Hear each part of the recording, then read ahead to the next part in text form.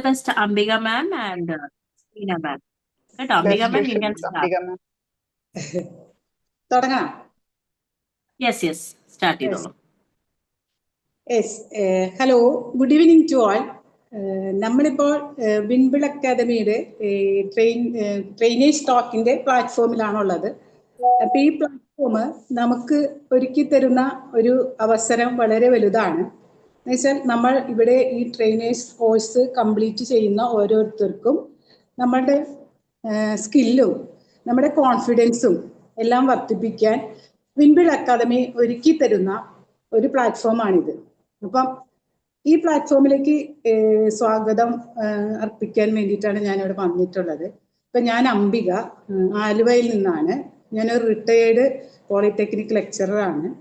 അപ്പം ഞാൻ ഈ പ്രൊഫഷണൽ ട്രെയിനേഴ്സ് കോഴ്സിലെ 23ാമത് ബാച്ചിലെ ഒരു ട്രെയിനർ കൂടിയാണ്. അപ്പം ഞാൻ എൻ്റെ റിട്ടയർമെന്റിന് ശേഷമാണ് ശരിക്കും ഞാനൊരു ഇഗ്നോയില് MA സൈക്കോളജി പഠിച്ചത്. അപ്പൊ അവിടെ നിന്ന് കിട്ടിയ കുറെ സുഹൃത്തുക്കളും ഒരു സുഹൃത്ത് വലയവും ഉണ്ടായിരുന്നു. ഒരാളാണ് എന്നെ ഈ ഒരു വിൻബിൾ അക്കാദമിയെ പരിചയപ്പെടുത്തി തന്നത്. അത് വളരെ നല്ലൊരു ഓപ്പർച്യൂണിറ്റി ആയിട്ട് ഞാൻ കണക്കാക്കുന്നു. അപ്പൊ ഇവിടെ വന്നതിന് ശേഷം എനിക്ക് തോന്നുന്നു ഞാനൊരു 4-5 ഷോർട്ട് ടൈം കോഴ്സസ് അറ്റൻഡ് ചെയ്തിട്ടുണ്ട്. അപ്പോൾ എനിക്ക് മനസ്സിലായത് ഇവിടെയുള്ള ഫാക്കൽറ്റീസ്, വിൻബിൾ അക്കാദമിയുടെ ഓരോ ഫാക്കൽറ്റീസും നമ്മളെ വളരെയധികം സപ്പോർട്ടീവ് ആണ് എന്നുള്ളതാണ്. ഇപ്പൊ ഈ ട്രെയിനേഴ്സിന്റെ ഈ പ്രൊഫഷണൽ ട്രെയിനർ കോഴ്സിലായാലും നമ്മുടെ ഫൈസൽ സാറായാലും അതേപോലെ നമ്മുടെ അർച്ചന മാമ ആയാലും ഒരു പേഴ്സണൽ മെന്റർ കൂടിയാണ് എന്നാണ് എനിക്ക് തോന്നിയിട്ടുള്ളത്. നമ്മുടെ ഓരോ തെറ്റുകളും നമ്മൾ മൈന്യൂട്ടാണെന്ന് വിചാരിക്കുന്ന ഓരോ കാര്യങ്ങളും വളരെ ശ്രദ്ധയോടെ നമ്മളെ തിരുത്തി തരുന്നതിന് അവർ കാണിക്കുന്ന ഒരു ഉത്സാഹം വളരെ പ്രശംസനീയമാണ്. അപ്പൊ അതിനവർക്കുള്ള നന്ദി ഞാൻ രേഖപ്പെടുത്തുകയാണ്. ഇനി ഞാൻ സീന മാമിലേക്ക് കിടക്കുകയാണ്. നമ്മുടെ ഇന്നത്തെ ഈ ട്രെയിനേഴ്സ് ടോക്കിന്റെ അവതാരക എത്തിയിട്ടുള്ളത് സിനോജ് മാമാണ്. മാം എൻ്റെ ഒരു ഫ്രണ്ട് കൂടിയാണ്. മാമും കൂടി പറഞ്ഞിട്ടാണ് ഞാൻ ഇത് വിൻബിളിൽ എത്തിയത്. അപ്പൊ സീനയെ സംബന്ധിച്ച് പറയുകയാണെങ്കിൽ സീന ഒരു ടീച്ചറാണ്, അതേപോലെ തന്നെ ഒരു കൗൺസിലിംഗ് സൈക്കോളജിസ്റ്റും ഒരു പാരന്റ് എംപവർമെന്റ് കോച്ച് കൂടിയാണ്. അപ്പം സീന പ്രൊഫഷണലി അല്ലെങ്കിൽ അക്കാദമിക്കലി ഹൈലി ക്വാളിഫൈഡ് ആണ്. MCOM കഴിഞ്ഞു, പിന്നെ B.Ed, പിന്നെ അതുപോലെ തന്നെ MA സൈക്കോളജി എല്ലാം കംപ്ലീറ്റ് ചെയ്തിട്ടുള്ള ഒരാൾ കൂടിയാണ്. അപ്പൊ മാം ഇന്ന് ഇവിടെ പ്രസന്റ് ചെയ്യാൻ പോകുന്ന ഒരു ടോപ്പിക് എന്ന് പറഞ്ഞാൽ how to make emotionally strong children എന്നുള്ള ഒരു ടോപ്പിക്കാണ്. അത് എടുക്കുമ്പോൾ ആ ഒരു ടോപ്പിക്കിനെ കുറിച്ച് പറയുമ്പോൾ എനിക്ക് തോന്നിയത് സീനയെ കുറിച്ച് പറയുമ്പോൾ സീനയ്ക്ക് അത് എഫിഷ്യൻ്റ് ആയിട്ട് അത് ഹാൻഡിൽ ചെയ്യാൻ പറ്റും എന്നാണ് ഞാൻ വിശ്വസിക്കുന്നത്. അതിന് ഒരു കാര്യം എന്താ വെച്ചാൽ സീന ഒരു ടീച്ചറാണ്, അതേപോലെ തന്നെ ഒരു പാരന്റ് എംപവർമെന്റ് കോച്ച് കൂടിയാണ്. അപ്പോൾ കുട്ടികളെ ഇമോഷണലി അല്ലെങ്കിൽ അവരെ വളരെ അടുത്തറിയാവുന്ന ഒരാളെന്ന നിലയ്ക്ക് കുറെ വർഷങ്ങളായിട്ട് സീന ഒരുപാട് ട്യൂഷൻ ക്ലാസ്സുകളും എല്ലാം കണ്ടക്ട് ചെയ്യുന്നുണ്ടെന്നാണ് എനിക്കറിയാൻ കഴിഞ്ഞിട്ടുള്ളത്. അപ്പൊ അതുകൊണ്ട് തന്നെ ഈ കുട്ടികളുടെ ഇമോഷൻസ് അറിയാനും അവരെ വളരെ അടുത്തറിയുന്ന ഒരാളായിട്ടാണ് സീന ഞാൻ കണ്ടിട്ടുള്ളത്. അപ്പോൾ സീനയ്ക്ക് എന്തുകൊണ്ടും ഈ കുട്ടികളെ, അതായത് നമ്മുടെ ഇന്നത്തെ കുട്ടികൾ എന്ന് പറഞ്ഞാൽ നമുക്ക് വളരെ സ്വാഭാവികമായിട്ട് നോക്കിയാൽ വളരെയധികം പ്രാധാന്യമുള്ള ഒരു വിഷയമാണിത്. അപ്പൊ കുട്ടികളെ എങ്ങനെ നമുക്ക് ഇമോഷണലി സ്ട്രോങ് ആക്കാം എന്നുള്ളൊരു ചെറിയ കാര്യമല്ല, അതൊരു വലിയ കാര്യം തന്നെയാണ്. അപ്പൊ സീന നമുക്ക് അതിനെക്കുറിച്ച് വളരെ നല്ലൊരു അറിവ് തന്നെ പങ്കുവെച്ച് തരും എന്ന് ഞാൻ വിശ്വസിക്കുന്നു. പിന്നെ ഞാൻ പറയുകയാണെങ്കിൽ ഞാൻ മോർണിംഗ് സെക്ഷനിൽ എല്ലാം സീന ക്ലാസ് എടുത്തിട്ടുണ്ട്. അപ്പോൾ ഓരോ സെഷൻസും എല്ലാവരുടെയും സെഷൻസുകളെല്ലാം വളരെ ഇൻഫോർമേറ്റീവ് ആണ്. ഒരു അറിവും ചെറുതായിട്ട് ഞാൻ കണക്കാക്കുന്നില്ല. അതുപോലെ തന്നെ ഈ ഒരു സെഷനും നമുക്ക് വളരെ ഇൻഫോർമേറ്റീവ് ആയിരിക്കും എന്ന് ഞാൻ വിശ്വസിക്കുന്നു. അപ്പൊ ഈ സെഷൻ ലീഡ് ചെയ്യുന്നതിന് വേണ്ടിയിട്ട് സീന മാമിനെ ക്ഷണിക്കുന്നു. അതോടൊപ്പം തന്നെ നമ്മുടെ വിൻബിൾ അക്കാദമിക്കും അതിന്റെ ഫാക്കൽറ്റീസിനും പിന്നെ ഇതിന്റെ പാർട്ടിസിപ്പൻസ് ആയിട്ട് വന്നിട്ടുള്ള എല്ലാവരെയും ഇതിലേക്ക് സ്വാഗതം ചെയ്തുകൊണ്ട് വിൻബിൾ അക്കാദമിക്ക് നന്ദി പറഞ്ഞുകൊണ്ട് ഞാൻ സീന മാമിനെ ക്ഷണിക്കുന്നു. Okay, thank you. Thank you Ambika ma'am. ആദ്യം തന്നെ എന്നെ ഇൻട്രൊഡ്യൂസ് ചെയ്തതിൽ, അത് വളരെ ഭംഗിയായിട്ട് ഇൻട്രൊഡ്യൂസ് ചെയ്തതിന് ആദ്യം തന്നെ താങ്ക് യു പറയുന്നു. അതോടൊപ്പം തന്നെ ഇന്നെല്ലാവർക്കും എൻ്റെ സ്നേഹം നിറഞ്ഞ നമസ്കാരം. ഇന്ന് നമ്മുടെ ട്രെയിനേഴ്സ് ടോക്കിലാണ്, ഞാൻ ഫസ്റ്റ് സെഷനാണ് ട്രെയിനേഴ്സ് ടോക്കിൽ എടുക്കുന്നത്. അപ്പോൾ നമുക്ക് സെഷനിലേക്ക് കടക്കാം. എല്ലാവർക്കും സുഖല്ലേ? എല്ലാവരും ഇങ്ങനെ വളരെ ഒരു മസിൽ പിടിച്ചിരിക്കുകയാണോ? അല്ല അല്ല സുഖമാണ്, സുഖം സുഖമാണ്. തന്നെ.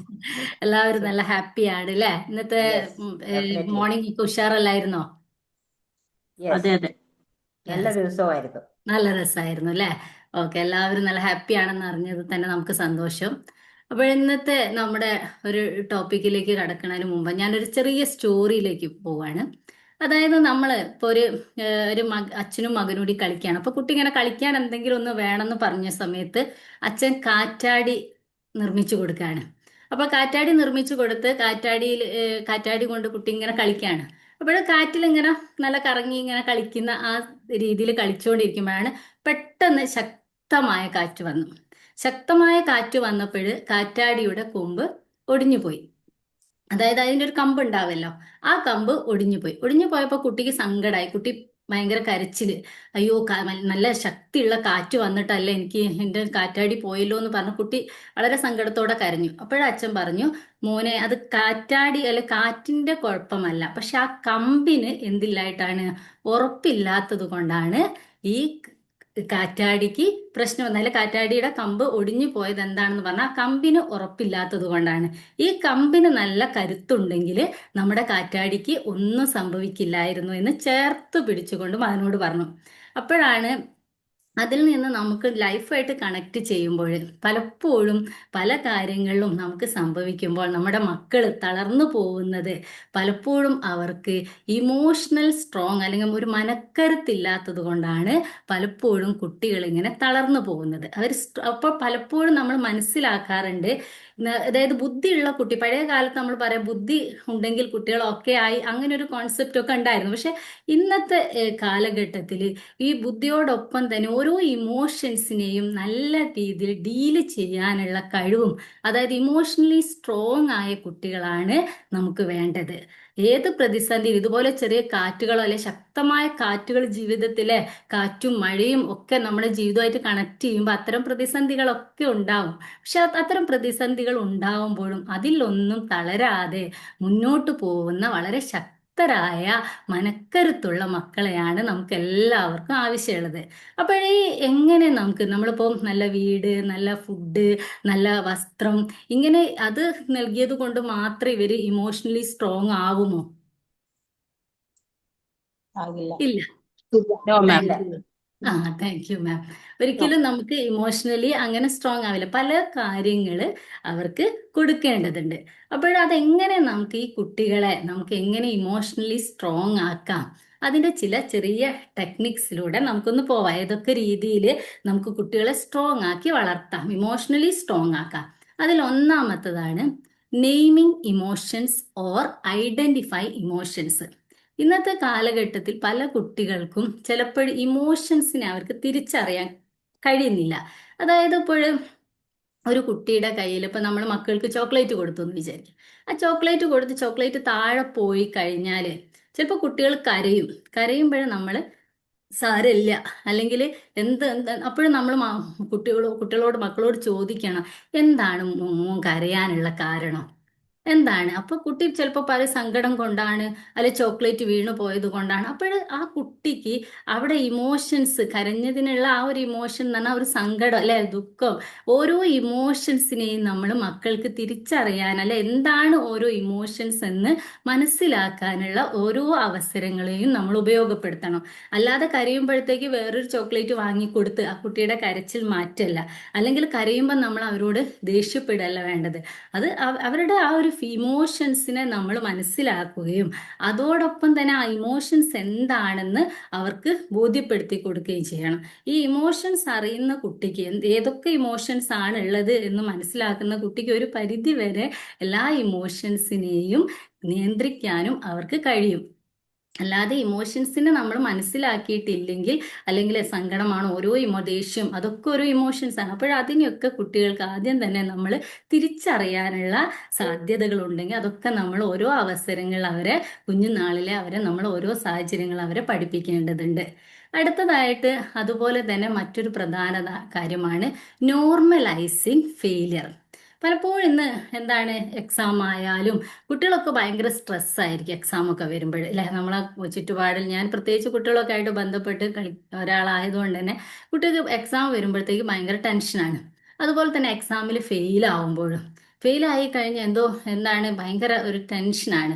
ഈ ടെൻഷൻ കൊണ്ട് തന്നെ പല കുട്ടികളും നമുക്ക് കേൾക്കാറുണ്ട്, SSLC എക്സാം റിസൾട്ട് വരുമ്പോൾ, +2 റിസൾട്ട് ഒക്കെ വരുമ്പോൾ കുട്ടികൾ സൂയിസൈഡ് ചെയ്തതായിട്ട് ഇങ്ങനെ കേൾക്കാറുണ്ട്. അപ്പോൾ നമ്മൾ വിചാരിക്കും, അയ്യോ എന്താണ് കുട്ടികൾക്ക് സംഭവിക്കുന്നത്? പഴയ കാലത്തിനേക്കാളും ഇന്ന് ചെറിയ എക്സാമിൻ്റെതൊന്നും വേണമെന്നില്ല, സിമ്പിൾ എന്തെങ്കിലും ഫോണ് പിടിച്ചു വെച്ചത് കൊണ്ട്, അല്ലെ, അല്ലെങ്കിൽ വേറെ എന്തെങ്കിലും ഒരു പാരൻസ് എന്തെങ്കിലും പറഞ്ഞത് കൊണ്ട്, അല്ലെ വേറെ അടുത്ത വീട്ടിലെ അങ്ങനെയുള്ള കാര്യങ്ങളൊക്കെ വരുമ്പോൾ കുട്ടികൾ ഇമോഷണലി പെട്ടെന്ന് തന്നെ അവർ വീക്കാകുകയും അവരിങ്ങനെയുള്ള സൂയിസൈഡ് പോലുള്ള കാര്യങ്ങളിലേക്ക് നീങ്ങുന്നതായിട്ട് നമ്മൾ കാണാറുണ്ട്. അതെന്തുകൊണ്ടാണെന്ന് പറഞ്ഞു കഴിഞ്ഞാൽ പലപ്പോഴും ഈ ഫെയിലിയർ എന്നുള്ള അവസ്ഥ കുട്ടികൾക്ക് എന്താണ് അതിനെ ഫേസ് ചെയ്യാനുള്ള ഒരു കരുത്ത്, ഇമോഷണൽ സ്ട്രെങ്ത് കുട്ടികൾക്ക് ഉണ്ടാവുന്നില്ല. ഫെയിൽ എന്ന് പറഞ്ഞാൽ നമ്മൾ മക്കളോട് പറയേണ്ടത് ഫസ്റ്റ് അറ്റംപ്റ്റ് ഇൻ ലേണിംഗ് ആണ്. അതായത് നമ്മളൊരു ശ്രമമാണ് അവിടെ നടത്തുന്നത് എന്ന് മക്കളെ നമ്മൾ കൂട്ടിച്ചേർത്തുകൊണ്ട് പറയണം.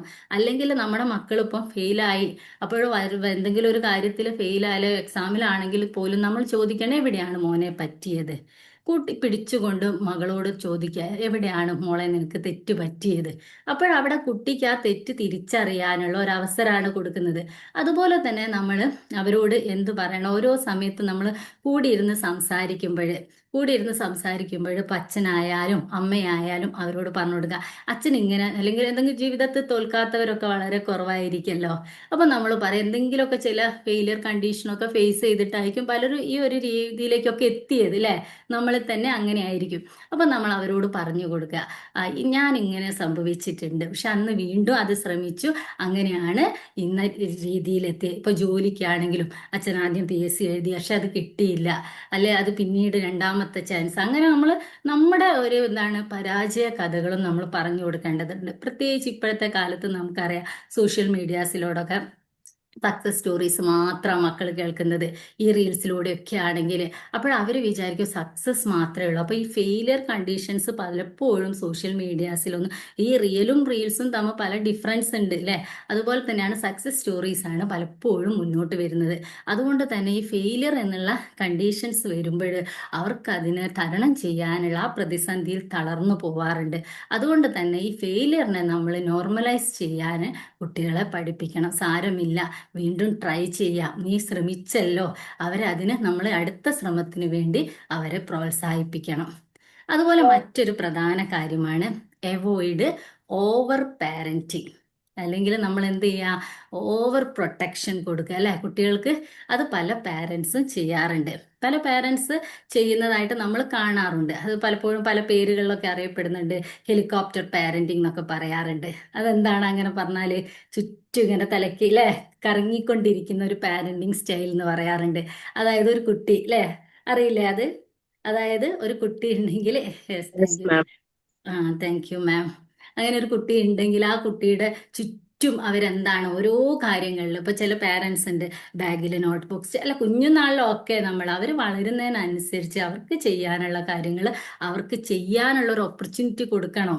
അവർക്ക് വളരാനുള്ള ഗ്രോത്തിനുള്ള ഒരു ഓപ്പർച്യൂണിറ്റി നമ്മൾ ഉണ്ടാക്കി കൊടുക്കേണ്ടതുണ്ട്. പക്ഷെ പല പാരൻസ് എന്ത് ചെയ്യും, എല്ലാ കാര്യങ്ങളും കൂടി, എനിക്ക് എൻ്റെ അറിവിൽ തന്നെ ഉണ്ട്, ഹോംവർക്കൊക്കെ ചെയ്തു കൊടുക്കുന്ന ചില പാരൻസ് ഉണ്ട്. കാരണം ഞാനിവിടെ ട്യൂഷൻ എടുക്കുകയാണല്ലോ. അപ്പൊ ചെറിയ കുട്ടികൾ വരുമ്പോഴും ചിലതുണ്ടാവും UKG ഫസ്റ്റ് സ്റ്റാൻഡേർഡ് ഒക്കെ ഉണ്ട്. അപ്പോൾ ചിലത് കുട്ടികളുണ്ടാവും അതിൽ നല്ല വൃത്തിയിൽ എഴുതി വെച്ചിട്ടുണ്ടാവും. അപ്പോൾ എനിക്ക് മനസ്സിലാവും അതെന്താണ്, അത് പാരന്റ് എഴുതിയതാണ്. ശരിക്കും നമ്മൾ അങ്ങനെ ചെയ്യരുത്, അത് അവർ തന്നെ ചെയ്യട്ടെ. അപ്പൊ അവർക്ക് തെറ്റിയാലും സാരല്ല, നമ്മൾ പഠിപ്പിക്കാന്നുള്ളത്. അങ്ങനത്തെ തെറ്റിയാണല്ലോ മക്കൾ പഠിക്കുന്നത്. അത് പലപ്പോഴും പാരൻസ് ചെയ്യാറില്ല. പാരൻസ് ഓവർ പ്രൊട്ടക്ഷൻ, അല്ലെ, ഓവർ കെയറിങ്. ബാഗായാലും ബുക്കായാലും അതുപോലെ ഫുഡ് കഴിച്ചാൽ, കുറച്ച് വലുതാകുമ്പോൾ നമ്മൾ ഫുഡൊക്കെ കഴിച്ചാൽ ഓരോരോ പാത്രം കഴുകാനുള്ള അങ്ങനെ റെസ്പോൺസിബിലിറ്റീസ് ഒക്കെ കൊടുക്കണം. അതൊന്നും കൊടുക്കാതെ ഇവരുടെ കൂടെ പിന്നാലെ നമ്മൾ ചുറ്റും കൂടും. അങ്ങനെ ഒന്നും ചെയ്യാതെ അതായത് ഞാനും ഒരു പേരൻ്റാണ്, പക്ഷെ എനിക്ക് അങ്ങനെ എൻ്റെ റിയൽ ലൈഫിലും എനിക്ക് അങ്ങനെ ഉണ്ടായിട്ടുണ്ട് കേട്ടോ. കാരണം മോൾക്ക് 4 years ആയ സമയത്താണ് സെക്കൻഡ് പ്രഗ്നൻസി വരുന്നത്. അത് 6 month ആയ സമയത്ത് എനിക്ക് അത് ഡെലിവറി ആയിപ്പോയി പെട്ടെന്ന് അൺഎക്സ്പെക്റ്റഡ് ആയിട്ട്. അപ്പോൾ നമ്മളൊരു 3 കഴിഞ്ഞാൽ നമ്മളൊരു എക്സ്പെക്റ്റേഷൻ വരുമല്ലോ. അപ്പോൾ എക്സ്പെക്റ്റേഷൻ വരുമ്പോൾ ഞാനും അതിയായി ആഗ്രഹിച്ച് മൂമെന്റ്സ് ഒക്കെ തുടങ്ങും, ഭയങ്കര ഒരു പ്രതീക്ഷയായിരിക്കുമല്ലോ. അങ്ങനെ കഴിഞ്ഞ് 6 month ഒക്കെ ആയപ്പോഴാണ് ഇങ്ങനെ പെട്ടെന്ന് ഡെലിവറി വരുന്നത്. ശരിക്കും അൺഎക്സ്പെക്റ്റഡ് ആയിരുന്നു. അത് കഴിഞ്ഞതിന് ശേഷം എനിക്ക് പിന്നെ എന്താണെന്ന് പറഞ്ഞു കഴിഞ്ഞാൽ പിന്നെ കിട്ടിയതുമില്ല, നമ്മൾ കാണടക്കം ചെയ്തു, ഭയങ്കര ഇമോഷണലി ഒരു ഇതായിരുന്നു. പക്ഷെ ഞാൻ പിന്നെ വീണ്ടും ഏതൊരു പ്രതിസന്ധിയിലും നമ്മൾ വീണ്ടും എഴുന്നേൽക്കുക എന്നുള്ളത് തന്നെയാണല്ലോ നമ്മൾ നോക്കേണ്ടത്. അപ്പോൾ ആ രീതിയിൽ എഴുന്നേറ്റ് വന്നു. പക്ഷേ അപ്പോഴും ഞാൻ എന്താണ്, പിന്നീട് ഞാൻ എൻ്റെ മോളെ ഭയങ്കര ഒരു കെയറിങ് ആയിരുന്നു. കാരണം ഒരു ഉള്ളിലുള്ള ഒരു ഭയം കൊണ്ടോ എന്താണെന്ന് അറിയില്ല, അങ്ങനെ അവള് 2nd 3rd 4th സ്റ്റാൻഡേർഡിലൊക്കെ ഒരു കെയറിങ്, ഞാൻ പഠിപ്പിക്കാൻ ഞാൻ തന്നെ ഇരിക്കുക, അങ്ങനെയൊക്കെ ഉള്ള ഒരു രീതിയിലേക്കൊക്കെ വന്നു. ജോലിക്കൊക്കെ പോകുന്നുണ്ടെങ്കിൽ പോലും പിന്നെയാണ് എനിക്ക് അതിൻ്റെ ഒരു, അന്ന് സൈക്കോളജി ഒന്നും ഇല്ല കേട്ടോ കയ്യിൽ. സൈക്കോളജി ഒക്കെ ഉണ്ടാകുന്ന അത്രയ്ക്കൊന്നും പോകാണ്ടാവില്ല, പക്ഷെ അന്ന് അതൊന്നുമില്ല. പക്ഷെ എന്നാലും ഞാൻ പിന്നീട് എനിക്കിങ്ങനെ തോന്നി, കാരണം ഈ കുട്ടീനെ നമ്മളിങ്ങനെ ചെയ്ത് കഴിഞ്ഞാൽ അത് പിന്നെ മോൾക്കൊരു പ്രശ്നമല്ലേ. പിന്നെ ഞാൻ കുറേയൊക്കെ അങ്ങനെ അങ്ങനെ വിട്ട് പിന്നെ 5th 6th ഒക്കെ ആയാലും അവൾ തന്നെ വായിക്കാനും ഒക്കെ തോന്നി. പക്ഷെ ഞാൻ പറയാണ്, ആ ഒരു എന്താണ് കുട്ടിയുടെ ഒരു ഇമോഷണൽ സ്ട്രോങ്ങിനെ അത് ബാധിക്കുന്നുള്ള ഒരു അവസ്ഥയിലേക്ക് എത്തി. ഞാൻ ഞാൻ 11 മാസം മുതൽ ജോലിക്കൊക്കെ പോയി തുടങ്ങിയ ആളാണ്. എൻ്റെ അമ്മേൻ്റെ അടുത്ത് തന്നെയാണ്, ചിലപ്പോൾ 2 ദിവസമൊക്കെ കാണാതിരിക്കലൊക്കെ ഉണ്ട്. പക്ഷേങ്കിൽ ഇതിന് ശേഷം ഞാൻ അങ്ങനെ വിടാറുമില്ലാതായി പോയി. കാരണം അവൾ പോവുകയാണെങ്കിൽ ഞാനും കൂടെ പോകും, അങ്ങനെ ഒരു ലെവലിലായി. പക്ഷെ പിന്നീട് എനിക്കത് അതിൻ്റെ ഒരു മിസ്റ്റേക്ക് എനിക്ക് മനസ്സിലായി എൻ്റെ റിയൽ ലൈഫിൽ തന്നെ. അപ്പോഴും ഞാൻ പിന്നീട് പതുക്കെ പതുക്കെ മാറ്റിക്കൊണ്ടുവരാണ്. ഇപ്പോഴും അങ്ങനെ ഇപ്പോൾ ഒരാൾ തന്നെയാണുള്ളത്. അപ്പോൾ ഇപ്പോഴും നമ്മൾ ചില സമയത്ത് ഇങ്ങനെ ഒരു ഇതിൽ വരുമ്പോൾ തന്നെ ഞാൻ എന്നെ കൺട്രോൾ ചെയ്യും. ഞാൻ പറയും ഓക്കെ, അങ്ങനെ പാടില്ല, അത് കുട്ടിയുടെ ഇമോഷണൽ എന്താണ് ഒരു ഇൻ്റലിജൻസിനെ അത് എഫക്റ്റ് ചെയ്യും, പലപ്പോഴും അതൊരു പ്രശ്നം ഉണ്ടാക്കും എന്നുള്ളത് മനസ്സിലാക്കിക്കൊണ്ട് ഞാനിങ്ങനെ മാറാൻ ശ്രമിക്കുന്നുണ്ട്, അല്ലെങ്കിൽ നമ്മൾ മാറുന്നുണ്ട്. അതുപോലെ തന്നെ ആയിരിക്കണം നമ്മൾ. പല കാരണങ്ങളുണ്ടാകും, ഞാൻ ഇപ്പം എൻ്റെ ഒരു റിയൽ ലൈഫിലുള്ള കാരണങ്ങൾ പറഞ്ഞതാണ്. അതുപോലെ ഓരോരുത്തർക്കും ചില ചില കാരണങ്ങളുണ്ടാവും. അപ്പോൾ ഇത്തരത്തിലുള്ള ഓവർ പാരൻറ്റിങ് ഒക്കെ അവോയ്ഡ് ചെയ്താൽ തന്നെ അത് കുട്ടികളിലെ ഒരു എന്താണ് ഇമോഷണൽ സ്ട്രോങ് ആക്കാനുള്ള ഒരു ഏറ്റവും ബെസ്റ്റ് മെത്തേഡാണ്. ഓവർ പാരൻറ്റിങ് ഇമോഷണൽ സ്ട്രോങ്ങിനെ ഇല്ലാതാക്കി കളയും. അതേപോലെ തന്നെ അടുത്ത പോയിന്റ്, ബിൽഡ് ഒപ്റ്റിമിസം. അതായത് നമ്മൾ കുട്ടികളിൽ എന്താണ് ശുഭാപ്തി വിശ്വാസം നമ്മൾ കൊടുക്കണം. ഏത് രാത്രിയിലും എന്താണ്, അല്ലെ ഏത് ഇരുട്ടിലും ഒരു വെളിച്ചമുണ്ടെന്ന് അവരെ പഠിപ്പിക്കണം. കാരണം എന്താണെന്ന് പറഞ്ഞാൽ എല്ലായ്പ്പോഴും എന്താണ് റിയൽ ലൈഫ് വലിയ സുഖമൊന്നും ഉണ്ടാവണമെന്നൊന്നുമില്ല. ചില സമയത്ത് എന്തെങ്കിലും പ്രതിസന്ധിയൊക്കെ വരുമ്പോൾ തളർന്നു പോവാതിരിക്കണമെങ്കിൽ ആ ഒരു പ്രതിസന്ധിയിൽ പോലും എന്തെങ്കിലും ഒരു എന്താണ് നമ്മൾ പറയാറില്ല, ഏതെങ്കിലും ഒരു കച്ചിത്തുരുമ്പ് കിട്ടും എന്നുള്ളത്, അതുപോലെ എന്തെങ്കിലും ഒരു വെളിച്ചം നമ്മളിലേക്ക് വരും. പക്ഷെ അത് ആ ഒരു സമയത്ത് ആ വെളിച്ചത്തെ തിരിച്ചറിഞ്ഞുകൊണ്ട് അതൊരു വലിയ പ്രകാശമാക്കാൻ നമ്മുടെ മക്കൾക്ക് കഴിയണമെങ്കിൽ നമ്മൾ അവരെ എന്ത് ചെയ്യണം എന്നുള്ള ഇമോഷണലി സ്ട്രോങ് ആക്കി വളർത്തേണ്ടതുണ്ട്.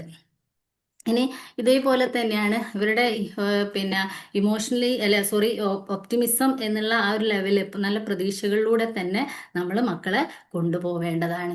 ഇതുപോലെ നമുക്ക് ആക്റ്റീവ് ലിസണിങ്, മറ്റൊരു പ്രധാന പോയിന്റാണ് ആക്റ്റീവ് ലിസണിങ്. ആക്റ്റീവ് ലിസണിങ് എന്ന് പറയുമ്പോൾ നമ്മൾ മൊബൈലൊക്കെ മാറ്റി വെച്ച്, ഇന്ന് ഡിജിറ്റൽ വേൾഡ് ആണല്ലേ, കുട്ടികൾ മുഴുവൻ എന്തിലാണ്, കുട്ടികളായാലും വലിയവരായാലും ഫോണിലാണ് അല്ലേ, പലപ്പോഴും ഫോണൊക്കെ യൂസ് ചെയ്യുന്ന ആളുകളാണ്. അങ്ങനെ ആവുമ്പോൾ നമ്മൾ എന്ത് ചെയ്യണം? ആക്റ്റീവ് ലിസണിങ് എന്ന് പറയുമ്പോൾ എന്തായിരിക്കും നമ്മൾ ഉദ്ദേശിക്കുന്നത്? കേൾക്കാം, ഒരു 10 എല്ലാം minute. മാറ്റി വെച്ചിട്ട് ശ്രദ്ധയോടെ കേൾക്കുക. Thank you ma'am, thank you Susan ma'am. അതായത് നമ്മൾ അവരെ കേൾക്കുക. അതായത് ഇപ്പോൾ ഏറ്റവും നമുക്ക് കേൾക്കാൻ ഒരാളുണ്ടെങ്കിൽ തന്നെ പലപ്പോഴും അത് നമ്മുടെ എന്താണ് ഇമോഷണൽ സ്ട്രോങ്ങിന് ഏറ്റവും പ്രധാനപ്പെട്ടതാണ്. എന്ത് പ്രതിസന്ധി വരുമ്പോഴും എന്നെ കേൾക്കാൻ എൻ്റെ പാരൻസ് അല്ലേ അങ്ങനെ കൂടെ ഉണ്ടാവുമ്പോൾ അത് എത്ര വലിയ ആശ്വാസമാണ്. അതും നമ്മൾ ഈ മൊബൈലൊക്കെ മാറ്റി വെച്ചുകൊണ്ട് അവരോട് ഇത് കുഞ്ഞുനാളിലെ നമ്മൾ കുട്ടികളിൽ അത് ചില കുട്ടികൾ വരുമ്പോൾ തന്നെ പാരൻസ് അങ്ങനെ ഒരു ശീലം കുട്ടികളിൽ വളർത്തണം. അവർ വരുമ്പോൾ എന്താണ് ഇന്നത്തെ വിശേഷം, ഇന്ന് ഹോംവർക്ക് ചെയ്തല്ലേ, ടീച്ചർ എന്തു പറഞ്ഞു, അങ്ങനെ നമ്മൾ അവരോട് പറയാം അല്ലേ. അതായത് നമ്മൾ നല്ല രീതിയിൽ അവർക്ക് പല ചെറിയ ചെറിയ കുഞ്ഞു കുഞ്ഞു കാര്യങ്ങളായിരിക്കും. പല പാരൻസ് വിചാരിക്കും കേൾക്കാൻ ഇഷ്ടമല്ല, അതല്ലെങ്കിൽ അവർക്ക് ജോലി തിരക്കൊക്കെ ഉണ്ടാവും. പക്ഷെ അവരുടെ ഈ ചെറിയ കാര്യങ്ങളാണെങ്കിൽ പോലും അത് അവർ ചിലപ്പോൾ അവരുടെ സങ്കടങ്ങളായിരിക്കും. എൻ്റെ ഫ്രണ്ട് ഒന്നും മിണ്ടിയില്ല, അല്ലെ അവൾ ചോക്ലേറ്റ് തന്നില്ല, ആ കുഞ്ഞു മനസ്സിൽ അതൊക്കെ വലിയ കാര്യമാണല്ലോ. അന്നപ്പോൾ നമ്മൾ അതെന്ത് ചെയ്യുക, അത് പറയുക സാരമില്ല. അപ്പോൾ അവരുടെ ആ ഒരു ഫീലിങ്സിനെ മനസ്സിലാക്കി, ഈ ഇമോഷൻസിനെ എപ്പോഴും അടിച്ചമർത്തി കഴിഞ്ഞാൽ അത് പിന്നീട് വലിയ പ്രശ്നം പ്രശ്നങ്ങളാവും. അവരിങ്ങനെ ഓരോ കുഞ്ഞു കുഞ്ഞു കാര്യങ്ങളും കുഞ്ഞു കുഞ്ഞു ഇമോഷൻസ് അല്ലെ ഓരോരോ കാര്യങ്ങൾ സങ്കടങ്ങളൊക്കെ പറയുമ്പോൾ നമ്മളത് കേൾക്കുകയും അതോടൊപ്പം തന്നെ അവരെ ആശ്വസിപ്പിക്കുകയും ചെയ്യുമ്പോൾ ഇങ്ങനെ സന്തോഷമുള്ള കാര്യമാണെങ്കിലും ആക്റ്റീവ് ലിസണിങ്ങിലൂടെ നമുക്ക് അതൊക്കെ മുന്നോട്ട് കൊണ്ടുപോകാൻ കഴിയണം. അതായത് അങ്ങനെ ആക്റ്റീവ് ലിസണിങ് ആകുമ്പോൾ കുട്ടികൾ എന്തും ഷെയർ ചെയ്യുന്ന നല്ലൊരു രീതിയിലേക്ക് നല്ലൊരു ഫാമിലി അറ്റ്മോസ്ഫിയർ ഉണ്ടാക്കി കഴിഞ്ഞാൽ തന്നെ അവിടെ കുട്ടികളിൽ ഇമോഷണലി സ്ട്രോങ് ആക്കാൻ കുട്ടികളെ നമുക്ക് സാധിക്കും. അതേപോലെ മറ്റൊരു പ്രധാന കാര്യമാണ് ഗ്രാറ്റിറ്റ്യൂഡ് പ്രാക്ടീസ് ചെയ്യുക. അതായത് ഗ്രാറ്റിറ്റ്യൂഡ് പ്രാക്ടീസ് ചെയ്യുക എന്ന് ഉദ്ദേശിക്കുന്നത് നമ്മൾ ഏറ്റവും ഇമോഷണലി നമുക്ക് സ്ട്രോങ് ആവേണ്ടതിന് ഏറ്റവും അടിസ്ഥാനം എന്ന് പറയുന്നത് നമ്മൾക്ക് ഒരു ലൈഫ് സാറ്റിസ്ഫൈഡ് ആയിരിക്കണം എന്നുള്ളതാണ്. ലൈഫ് സാറ്റിസ്ഫാക്ഷൻ, ഒരു സാറ്റിസ്ഫാക്ഷൻ നമുക്ക് ഉണ്ടെങ്കിൽ നമുക്ക് എന്തായിരിക്കും ഒരു ഇമോഷണലി സ്ട്രോങ് ആവും. അതായത് നമ്മൾക്ക് കുട്ടികൾക്ക് ഇപ്പം ജീവിതത്തിൽ കിട്ടുന്ന ഓരോ കാര്യത്തിനും ചെറിയ ചെറിയ സന്തോഷങ്ങൾക്കാണെങ്കിലും കുഞ്ഞു കുഞ്ഞു കാര്യങ്ങൾക്കാണെങ്കിലും അവർക്കത് ഗ്രാറ്റിറ്റ്യൂഡ് കാണിക്കാനുള്ള ഒരു മനസ്സ് നമ്മൾ കുഞ്ഞുനാളിലെ വളർത്തിയെടുക്കുക. ഒരു 4-5 വയസ്സ് അല്ലെ 6 വയസ്സ് മുതലേ നമ്മൾ അവർ വളർത്തിയെടുക്കുക. അങ്ങനെ വേണമെങ്കിൽ അവർ ഡെയിലി ഈ ഗ്രാറ്റിറ്റ്യൂഡ് പ്രാക്ടീസ് ചെയ്യണം. ഗ്രാറ്റിറ്റ്യൂഡ് പ്രാക്ടീസ് ചെയ്യുന്നത് നമുക്ക് ഒരു 4-5 എത്തിക്കഴിഞ്ഞാൽ കുട്ടികൾക്ക് ഗ്രാറ്റിറ്റ്യൂഡ് ജേണൽ എഴുതാനുള്ള മെത്തേഡുകളൊക്കെ പറഞ്ഞു കൊടുക്കുക. നമുക്ക് ചെറിയൊരു ഡയറി ഒക്കെ കൊടുത്തിട്ട് ഇന്നത്തെ സംഭവങ്ങൾ എന്തൊക്കെയാണ് അത് അങ്ങനെ നമുക്ക് നോക്കാം. ഞാൻ അത് പ്രാക്ടീസ് ചെയ്ത ഒരാളാണ് കേട്ടോ മോൾക്ക് വേണ്ടിയിട്ട്. അങ്ങനെ ചെയ്തപ്പോൾ എനിക്ക് അത് ഒരു നല്ലൊരു റിസൾട്ട് അതിൻ്റെ എക്സ്പീരിയൻസിൽ പറയാണ് എനിക്ക് തോന്നിയിട്ടുണ്ട്. കാരണം ഒരു 8th സ്റ്റാൻഡേർഡ് മുതൽ അവൾ ഓരോ കാര്യത്തിനും ഞാൻ എന്താ കുഞ്ഞു കാര്യം ചെയ്താൽ പോലും താങ്ക് യു പറയും. പിന്നെ ഒരു നല്ല ഫുഡ് ഉണ്ടാക്കി കഴിഞ്ഞാൽ നമ്മളൊരു നല്ല ഡ്രസ്സ് വാങ്ങിയാൽ വേറെ എന്ത് കുഞ്ഞു കാര്യമാണെങ്കിലും എപ്പോഴും ഒരു താങ്ക് യു പറയും. അപ്പോൾ അത് എനിക്കൊന്നും അത് ആ ഒരു സിസ്റ്റം അല്ലായിരുന്നു കേട്ടോ. എനിക്കത് അറിയില്ലായിരുന്നു. എൻ്റെ ഒരു കാലഘട്ടത്തിൽ എൻ്റെ അമ്മേനോടൊന്നും ഞാൻ സത്യം പറയുകയാണെങ്കിൽ താങ്ക്സ് പറഞ്ഞ് അങ്ങനെ ഒരു താങ്ക്സ് ഒക്കെ അങ്ങനെ ഫോർമലൊക്കെ വേണോന്ന് ചിന്തിക്കുന്ന ഒരാളായിരുന്നു. ഒരു ഫോർമാലിറ്റിയും അങ്ങനെ വേണോ അമ്മയും മക്കളും അല്ലേ എന്നുള്ളൊരു ചിന്തയായിരുന്നു. പക്ഷെ അതെൻ്റെ മോള് ഇത് ഡെയിലി ഇങ്ങനെ ചെയ്യാൻ തുടങ്ങിയപ്പോൾ എന്ത് കാര്യങ്ങൾക്കും ഇപ്പോഴാണെങ്കിൽ അവൾ അങ്ങനെ ചെയ്യുമ്പോഴെനിക്ക് മനസ്സിലായി അതെന്താണ് ശരിക്ക് അത് നമുക്കൊരു അംഗീകാരമാണ്. ഓരോ കാര്യങ്ങളിൽ നമുക്ക് വളരെ നമ്മളെ ഒരു അംഗീകരിക്കലും അത് കേൾക്കുമ്പോൾ നമുക്ക് ഒന്നുകൂടെ എന്താണ് അപ്പൊ അമ്മ ആയിക്കോട്ടെ പക്ഷെ അതിലൊരു ഭയങ്കര ഒരു സന്തോഷമാണ് ഉണ്ടാവുക.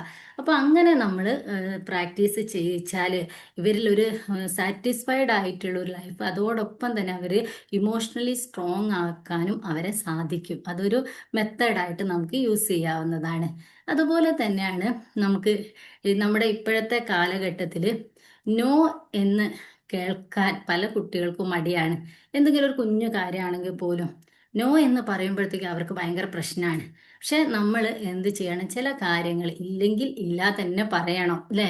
ഡിലേ ഗ്രാറ്റിഫിക്കേഷൻ ഭയങ്കര പ്രശ്നമാണ്. കാരണം ഇപ്പോഴെല്ലാം വിരൽത്തുമ്പിലാണ്. ഒരു ഫുഡ് ആയിക്കോട്ടെ എന്ത് സാധനം നമ്മളെ വീടിൻ്റെ ഡോറിന് എത്തുകയാണ് അല്ലേ, ഇതാ വന്നു അല്ലെ, എന്ത് സാധനമാണെങ്കിലും.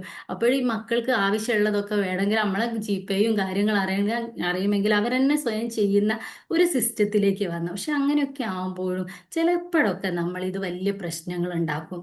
അതുകൊണ്ട് നോ എന്ന് പറയേണ്ട അല്ലെങ്കിൽ ഈ കിട്ടാത്ത അത് ആ ഒരു അവസ്ഥയെക്കുറിച്ചും അവർ മനസ്സിലാക്കണം. ഇത് എല്ലായ്പ്പോഴും എല്ലാ കാര്യങ്ങളും എപ്പോഴും യെസ് ആവണം എന്നില്ല.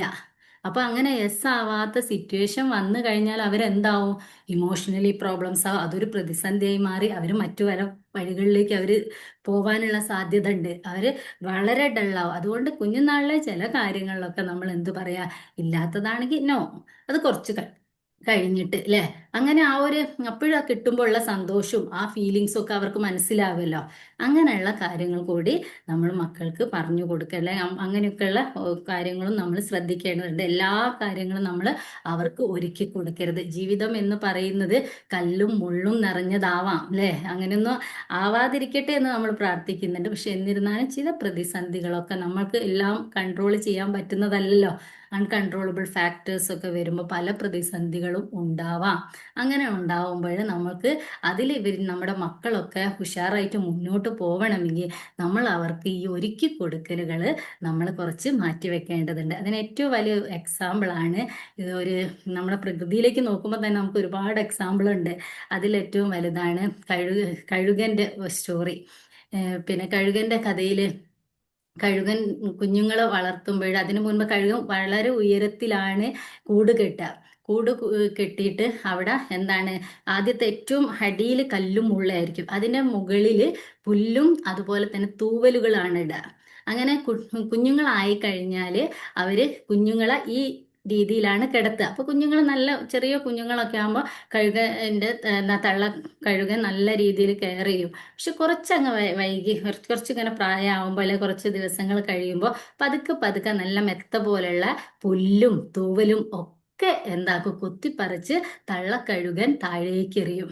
അങ്ങനെ അത് കഴിഞ്ഞ് പിന്നീടാണ് തീരെ തൂവലുകളും പുല്ലും ഇല്ലാതെ ആവുമ്പോൾ കഴുകന്റെ കുഞ്ഞുങ്ങൾക്ക് എന്താവും, കുറച്ച് കഴിയുമ്പോൾ വേദന വരും.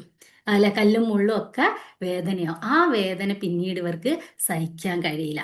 അങ്ങനെ ആവുമ്പോൾ ഇവരെന്ത് ചെയ്യും, പുറത്തേക്ക് എങ്ങനെയെങ്കിലും രക്ഷപ്പെടാന്ന് വിചാരിച്ച് കൂട്ടിൽ നിന്ന് എടുത്തു ചാടും. എടുത്തു ചാടി കഴിഞ്ഞാൽ അവർക്ക് എന്ത് ചെയ്യണോ, പറന്നേ പറ്റുള്ളൂ, ചിറകുകളുണ്ട്.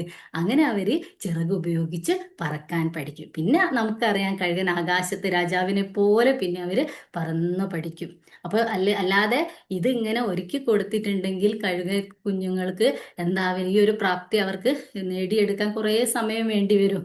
അതുകൊണ്ടാണ് പലപ്പോഴും ഈ കഴുകന്റെ തള്ള അങ്ങനെ ചെയ്യാറുണ്ട്. അതേപോലെ നമ്മളും ചില കാര്യങ്ങളിലൊക്കെ അവർക്ക് വേണ്ട എന്താണ് എല്ലായ്പ്പോഴും പൂമത്തെയും കാര്യങ്ങളും ഒരുക്കി കൊടുക്കാതെ, ജീവിതം എന്ന് പറയുന്നത് പല പ്രതിസന്ധികൾ, പല കാറ്റും മഴയും അല്ല ഇടിയും മിന്നലും ഒക്കെ നമ്മുടെ ലൈഫിൽ വല്ലപ്പോഴും വരാം. പക്ഷെ വന്നു കഴിഞ്ഞാൽ തളരാതിരിക്കണമെങ്കിൽ ഇത്തരം കാര്യങ്ങൾ നമ്മൾ മക്കളെ പ്രാപ്തരാക്കേണ്ടതുണ്ട്. ഇത്തരം പല ടെക്നിക്സുകൾ നമ്മൾ ഉപയോഗിക്കേണ്ടത്. അവരോടുള്ള സ്നേഹം കൂടുതൽ കൊണ്ട് തന്നെയാണ് നമ്മൾ ഇത്തരം കാര്യങ്ങൾ ചെയ്യേണ്ടത്. അതോടൊപ്പം തന്നെ മറ്റൊരു പ്രധാന കാര്യം കൂടെ ഉണ്ട്, ഡിസിഷൻ മേക്കിംഗ് പവറും കൂടെ കുട്ടികൾ വളർത്തിയെടുക്കുന്നത് നല്ലതാണ്. ഡിസിഷൻ മേക്കിംഗ് പവർ എന്ന് പറയുമ്പോൾ പല കുട്ടികൾക്കും ഇപ്പൊ കഴിഞ്ഞൊരു ഒരു 3 വീക്സ് മുൻപ് ഒരു കൗൺസിലിങ്ങിന് ഒരു കുട്ടി വന്നപ്പോൾ എന്നോട് പറഞ്ഞു, എന്താണ് അവൾക്ക് പിന്നെ ഒരു 23 വയസ്സൊക്കെ ആയി, പക്ഷെ സ്വന്തം കാര്യങ്ങൾ ഒരു എന്താ പറയുക ഒരു ഡ്രസ്സ് പോലും സ്വന്തമായിട്ട് വാങ്ങാൻ ആ കുട്ടിക്ക് കഴിയുന്നില്ല. ക്യാഷിന്റെ പ്രശ്നമല്ല, സെലക്ഷൻ അതായത് ഞാൻ സെലക്ട് ചെയ്താൽ നന്നാവുമോ, വീട്ടിലെത്തിയാൽ എന്തായിരിക്കും, അങ്ങനെ ഈ കുട്ടിക്ക് ഒരു കാര്യത്തിനും ആ കുട്ടിക്ക് സ്വന്തം ഒരു ഡിസിഷൻ എടുക്കാൻ കഴിയുന്നില്ല. ഒരു ചെറിയ ഒരു ചെരുപ്പ് വാങ്ങുകയാണെങ്കിൽ പോലും ആ കുട്ടി പറയാ, ഇങ്ങനെയുള്ള ഞാൻ ലൈഫിലേക്ക് കടന്നാല് അത് പ്രശ്നമാവില്ലേ, എനിക്കൊന്നും സ്വന്തം കാര്യം ചെയ്യാൻ അറിയില്ല. അപ്പോൾ അത് വളരെ വേദനയോടാണ് ആ കുട്ടി പറയുന്നത്. അപ്പോഴാണ് ഞാനും അതിനെക്കുറിച്ച് വലിയ ഗൗരവത്തിൽ തന്നെ നമ്മൾ ചിന്തിക്കേണ്ടതാണ്. കാരണം 23 ഇയേഴ്സ് ആയിട്ട് ആ മോൾക്ക് ഒരു സ്വന്തമായിട്ട് എന്തെങ്കിലും കാര്യങ്ങൾ വാങ്ങാൻ അറിയില്ല എന്ന് പറയുമ്പോൾ എനിക്ക് മനസ്സിലായത് അവിടെ കുഞ്ഞുനാളിലെ പല തീരുമാനങ്ങളും പാരൻസ് ആണ് എടുക്കുന്നത്. ആ പേരൻസിന്റെ തീരുമാനങ്ങളിലൂടെയാണ് ഈ കുട്ടി പോയിക്കൊണ്ടിരിക്കുന്നത്. അങ്ങനെയാവുമ്പോൾ ആ കുട്ടിക്ക് എന്താണ് ഒരു കോഴ്സ് എടുക്കുന്നതും എല്ലാം പാരൻസ് എന്താണോ പറഞ്ഞത് അതിലൂടെ മൂവ് ചെയ്യാണ്. അങ്ങനെയാകുമ്പോൾ കുട്ടികൾക്ക് ഒരു സ്വന്തമായിട്ടുള്ള ഡിസിഷൻ മേക്കിംഗ് പവർ ഉണ്ടാവില്ല. ഈ ഡിസിഷൻ മേക്കിംഗ് പവറൊക്കെ വരുമ്പോഴാണ് നമുക്കൊരു കോൺഫിഡൻസ് വരിക, അല്ലെ? അത് ചില മിസ്റ്റേക്ക് ഉണ്ടാവും, മിസ്റ്റേക്ക് ഉണ്ടായിക്കോട്ടെ, മക്കളിപ്പം ചെയ്യുമ്പോൾ ചില മിസ്റ്റേക്ക് ഉണ്ടെങ്കിൽ അത് തിരുത്താനാണല്ലോ നമ്മൾ പാരൻസ്.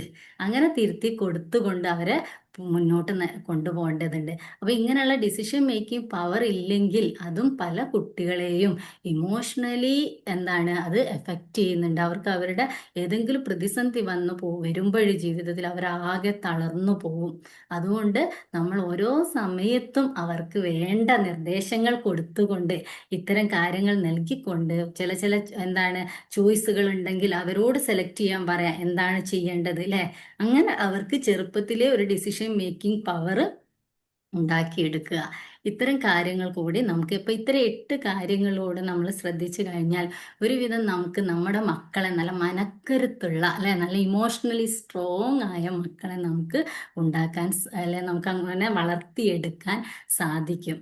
അതുപോലെ തന്നെ ഇത്തരം ഇതിന്റെ ഒപ്പം തന്നെ നമ്മൾ ശ്രദ്ധിക്കേണ്ടത് ഇമോഷണലി സ്ട്രോങ്ങും അതോടൊപ്പം നമ്മൾ അവർക്ക് നല്ല കോൺഫിഡൻസ് കൂടി കൊടുക്കണം. ഈ 2 കാര്യങ്ങളും കൂടി ഉണ്ടാവും. ശരിക്കും കോൺഫിഡൻസ് എന്ന് പറയുന്ന ചിറകാണെങ്കിൽ ഇമോഷണൽ സ്ട്രെങ്ത് അല്ലെ, ഇമോഷണൽ സ്ട്രോങ് അല്ലെ, ഇമോഷണൽ സ്ട്രെങ്ത് എന്ന് പറയുന്നത് അത് വേരാണ്, ശരിക്കും റൂട്ടായിട്ടാണ് നമ്മൾ പറയാ.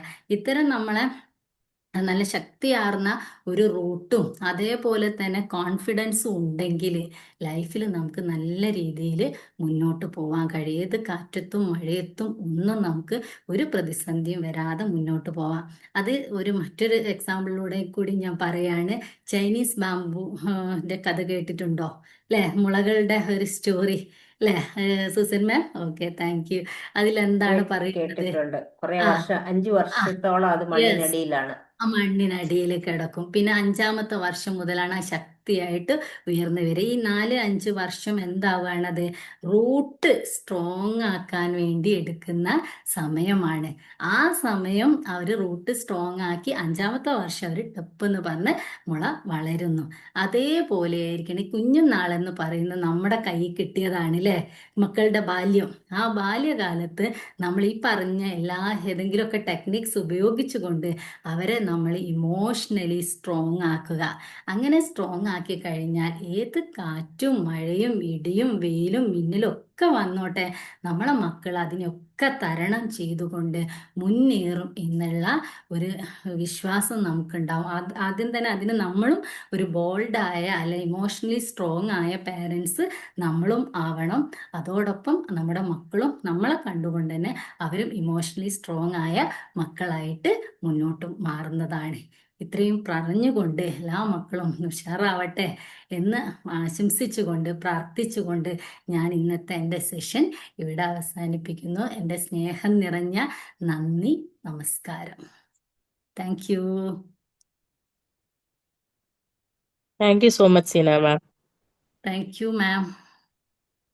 സീന മാം പറഞ്ഞ ഈ ടോപ്പിക്കിനോട് ഐ എം ഡാം ഷുവർ എല്ലാവർക്കും കൂട്ടിച്ചേർക്കാൻ എന്തെങ്കിലും ഒരു അനുഭവം ഉണ്ടാവും. ആഡ് ഓൺ ചെയ്യണമെങ്കിൽ ആഡ് ഓൺ ജീവിതത്തിലോ, ചെയ്യാം നമുക്ക്. അതെ, സ്വന്തം ജീവിതത്തിലോ അല്ലെങ്കിൽ നിങ്ങൾ കണ്ടു പരിചയമുള്ള ആരുടെയെങ്കിലുമൊക്കെ ലൈഫിലെയും ഒക്കെ എക്സ്പീരിയൻസ് ആഡ് ഓൺ ചെയ്യാനുണ്ടാവും. So you are all welcome. ഇതിൽ എന്തെങ്കിലും ആഡ് ഓൺ ചെയ്യാനോ മാമായിട്ട് എന്തെങ്കിലും സംസാരിക്കാനോ ഉണ്ടെങ്കിൽ you are welcome. Very good session. Thank you ma'am. നല്ല മെസ്സേജ് ആയിരുന്നു. അതായത് പിള്ളേരെ എങ്ങനെ ഇമോഷണലി സ്ട്രോങ് ആക്കി എടുക്കാം എന്നുള്ളതിനുള്ള നല്ല കുറച്ച് സ്റ്റെപ്സ് ഒക്കെ പറഞ്ഞു തന്നു. അതിൽ ഫ്യൂ തിങ്സ് എനിക്കൊന്ന് മെൻഷൻ ചെയ്യാനുള്ളത്, ഒന്ന് നോർമലൈസിങ് ദ ഫെയിലിയർ പറഞ്ഞല്ലോ. അപ്പൊ അതിലെ ഫെയിൽ എന്നുള്ള കാര്യം പറഞ്ഞു. First attempt in learning, it's very good. ഒരു കാര്യം കൂടെ ഞാൻ ചിന്തിച്ചത്, we should always teach them you should do your best. വേറെ ആരുമായിട്ട് കമ്പയർ ചെയ്യൊന്നും വേണ്ട. അപ്പൊ നിന്റെ ബെസ്റ്റ് ചെയ്തോ. നിന്റെ ബെസ്റ്റ് ചെയ്തില്ലെങ്കിൽ ഫെയിലിയർ ആയിപ്പോയത് വിഷമിക്കേണ്ട. You can still do your best. Comparison ഇല്ലാതെ always remember, always do your best എന്നുള്ളത് അവരെ പഠിപ്പിക്കുക. അല്ലാതെ ഞാൻ ഫസ്റ്റ് ആകണമെന്നോ ഇന്ന ആളിനെക്കാട്ടി മുന്നേ വരണമെന്നുള്ളതോ അല്ല. പക്ഷെ ഈ ഫെയിലിയർ എന്നുള്ളതിനകത്ത് ഇപ്പൊ മാർക്ക് അവർ ചിലപ്പം തോറ്റുപോയി എന്നുള്ളതല്ല, മാർക്ക് അവർ വിചാരിച്ചത്രയും കിട്ടിയില്ല എന്നുള്ളതാണ്. ചിലപ്പോൾ അവർ എഫേർട്ട് ഇടാത്തത് കൊണ്ടായിരിക്കാം.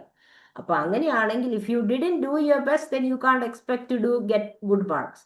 So always do your best എന്നുള്ളത് നമ്മൾ അവരെ നന്നായിട്ട് പറഞ്ഞ് മനസ്സിലാക്കി കൊടുക്കണം. പിന്നെ you are talking about your over പേരന്റിങ്ങിന്റെ കാര്യവും യുവർ പ്രീമി ബേബിയുടെ കാര്യവും പറഞ്ഞ, you don't have to feel bad. Preemie babies ആകുമ്പോൾ 6 മാസം എന്ന് പറയുമ്പോൾ you really have to take care of them. കുറച്ച് നാളത്തേക്ക് അവരെ നല്ല രീതിയിൽ കെയർ ചെയ്യണം. So that is self compassion to that you have to do all of that. പക്ഷെ വളർന്നു വരുമ്പോൾ നമ്മൾ ഡെഫിനറ്റ്ലി നമ്മൾ ഇച്ചിരി ഒന്ന് പുൾ ബാക്ക് ചെയ്ത് അവരെ കേപ്പബിൾ ആക്കണം, ഇൻഡിപെൻഡന്റ് ആക്കണം. That's very true. പക്ഷെ പ്രീമി ബേബീസിന്റെ മദേഴ്സിന് അല്ലെ പേരൻസിന് വരുന്ന ഒരു കാര്യമാണ്, they really need to give extra support and care for much longer than normally develop ചെയ്യുന്ന പിള്ളേരെക്കാട്ടി കുറച്ചും കൂടെ അവർക്കൊരു സപ്പോർട്ടും കാര്യമൊക്കെ കൊടുക്കേണ്ടതായിട്ടുണ്ട്. പിന്നെ ആക്റ്റീവ് ലിസണിങ്ങിന്റെ കാര്യമൊക്കെ പറഞ്ഞല്ലോ. അപ്പൊ ഇന്ന് രാവിലെ എനിക്കുണ്ടായ ഒരു incident, I was thinking about that. അതായത് ഞാൻ ഇന്ന് രാവിലെ നാട്ടിൽ പോയിട്ട് തിരിച്ച് ഡ്രൈവ് ചെയ്യുന്ന വരവില് ഞങ്ങള് റോഡ് സൈഡിൽ ഒരു അപ്പനും കുട്ടിയും ബസ്സിൽ കയറ്റി വിടാൻ നിൽക്കുകയാണ്, ഈ കുട്ടിയെ കൊണ്ട് അപ്പൻ. പക്ഷെ അപ്പൻ ഈ ഫോൺ പിടിച്ചിട്ട് ഇങ്ങനെ അതിനകത്ത് തന്നെയാ. അപ്പൊ ഞാനിങ്ങനെ മനസ്സിലോർത്ത് പോവാ, ആ കുട്ടി അവിടെ നിപ്പുണ്ട്. അപ്പൊ അവര് തമ്മിൽ എന്തെങ്കിലും സംസാരിക്കുകയോ ഒക്കെ ചെയ്യാമല്ലോ.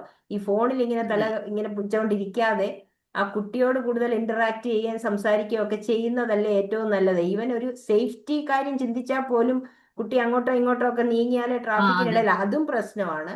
സോ അങ്ങനെയുള്ള കാര്യങ്ങൾ നമ്മൾ ആക്റ്റീവ് ലിസണിങ് എന്ന് പറയുമ്പോൾ you really have to avoid all kinds of distractions and Distractions. Pay attention to them and listen to them and not only listen, അവരെന്തെങ്കിലും പറഞ്ഞിട്ട് ശ്രദ്ധിക്കുക മാത്രമല്ല, നമ്മൾ അവർക്ക് അറ്റൻഷൻ കൊടുക്കുക എന്നുള്ളതും കൂടെയാണ് നമ്മൾ ചിന്തിക്കേണ്ട ഒരു കാര്യം. പിന്നെന്തായിരുന്നു വേറെ എന്തോ, U are talking about delayed gratification. ആ ഡിലേഡ് ഗ്രാറ്റിഫിക്കേഷൻ ചെറുപ്പത്തിൽ തൊട്ടേ നമ്മൾ പഠിപ്പിക്കണം. അപ്പോൾ അതിന് എനിക്ക് പറയാനുള്ളത്, നമ്മൾ ഈ ഏത് സാധനവും ചോദിക്കുമ്പോൾ കൊടുക്കാതിരിക്കുക. നമുക്ക് അത് അഫോർഡ് ചെയ്യാൻ പറ്റുമെങ്കിൽ പോലും, ഇപ്പോൾ ഒരു ഷോപ്പിംഗ് മാളിൽ പോയിട്ട് ഇന്ന സാധനം വേണോന്ന് പറഞ്ഞ് വഴക്ക് പിടിച്ചാൽ അത് കൊടുക്കാതിരിക്കുക. അന്നേരം പറയുക അടുത്ത പ്രാവശ്യം വരുമ്പോൾ മേടിച്ചു തരാം. So that way it is a delayed gratification. കാരണം അപ്പൊ അത് കിട്ടുന്നില്ല. So they learn to accept that no, that it is okay, I get it later എന്നുള്ള രീതിയിൽ അത് നമ്മൾ തീർച്ചയായിട്ടും പഠിപ്പിക്കണം. ഗ്രാറ്റിറ്റ്യൂഡ് പഠിപ്പിക്കുന്നത് വളരെ ആവശ്യമാണ്. കാരണം ഞാനിപ്പോൾ എൻ്റെ ഗ്രാൻഡ് ചൈൽഡിനോട് ഞാൻ അവളോട് ചോദിക്കും, അവൾക്ക് ഇപ്പം 7 വയസ്സാവുന്നു, അവളോട് ചോദിക്കും, ഇടയ്ക്കിടയ്ക്ക് ഞാനിങ്ങനെ ചോദിക്കും, മോളെ what do you have to be thankful about today. അപ്പൊ ആ കുട്ടി അത് എഴുതാനൊന്നും അത്രയ്ക്ക് അങ്ങോട്ട് ആയില്ല. ആ. ചിലപ്പോൾ എഴുതാൻ പറഞ്ഞാൽ എഴുതും, പക്ഷെ അവൾക്ക് അതിലും എളുപ്പമായിട്ട് എനിക്ക് ചെയ്യാൻ പറ്റുന്നത് അവളോട് ചോദിക്കും. അപ്പൊ അവളാണേലും അവളുടെ അമ്മയാണേലും എൻ്റെ മോള് അവളാണേലും ഇവളോട് ചോദിക്കും, what do you have to be thankful. അതായത് സാധാരണ കിടക്കുന്നതിന് മുമ്പേ അത് ചോദിക്കുന്നത്, പ്രെയർ കഴിഞ്ഞിട്ട് കിടക്കാൻ നേരം അത് ചോദിക്കും. So then she'll talk about. അപ്പൊ അതിന്റെ കൂടെ അതിന്റെ മറ്റേ സൈഡും ഉണ്ട്. We also ask what is it that you can correct, that you think that you could have done better. അപ്പൊ ഇത് രണ്ടും വളരെ ഇമ്പോർട്ടൻ്റ് ആയിട്ടുള്ള കാര്യമാണ്. പിന്നെ എന്തായിരുന്നു, decision making. Definitely we really need to teach them how to make decisions. ഈ helicopter parenting കൊണ്ട് നിൽക്കാതെ അവരെ ഇൻഡിപെൻഡന്റ് ആക്കി വളർത്തിക്കൊണ്ട് വരണമെന്നുള്ള മെസ്സേജും. പിന്നെ ഏറ്റവും ഇമ്പോർട്ടൻ്റ് ആയിട്ടുള്ളത് being a good role model. കാരണം നമ്മൾ എങ്ങനെ ഇമോഷണലി റെസിലിയന്റ് ആണെന്നുള്ളതും ഇമോഷണലി സ്ട്രോങ് ആണെന്നുള്ളതും കണ്ടുവേണം. നമുക്ക് അവരെ പറഞ്ഞു പഠിപ്പിക്കാൻ പറ്റില്ല. നമ്മൾ എങ്ങനെ നമ്മുടെ ഇമോഷൻസ് ഹാൻഡിൽ ചെയ്യുന്നു എന്നുള്ളത് കണ്ടിട്ടാണ് അവര്, പിള്ളേരെല്ലാം കണ്ടുപഠിക്കുവാണല്ലോ. അപ്പൊ അതുകൊണ്ട് ആ ഒരു കാര്യവും നമ്മൾ തീർച്ചയായിട്ടും ശ്രദ്ധിക്കണം. സോ അത്രയൊക്കെയാണ് എനിക്ക് പറയാൻ ആഡ് ഓൺ ചെയ്യാനുള്ളത്. But anyway very good session. എല്ലാവർക്കും ഒന്ന് നമ്മുടെ ചെറുപ്പത്തിലേക്ക് ഒന്ന് തിരിച്ചു പോകാനും മക്കളെ വളർത്തിയ സാഹചര്യവും ഇനിയും മക്കളെയൊക്കെ പറഞ്ഞു കൊടുക്കാൻ, അതായത് നമ്മുടെ ഗ്രാൻഡ് ചിൽഡ്രൻ ആണെങ്കിലും ഒക്കെ അവരുടെ കാര്യത്തിൽ നമ്മൾ ഇൻവോൾവ് ആകുമ്പോൾ ചിന്തിക്കാൻ പറ്റുന്ന കാര്യങ്ങളും ഒക്കെയാണ്. Very good for young parents also. It is A very good message. Thank you so much. Congratulations. Okay then. Thank you, ma'am. Thank you very much.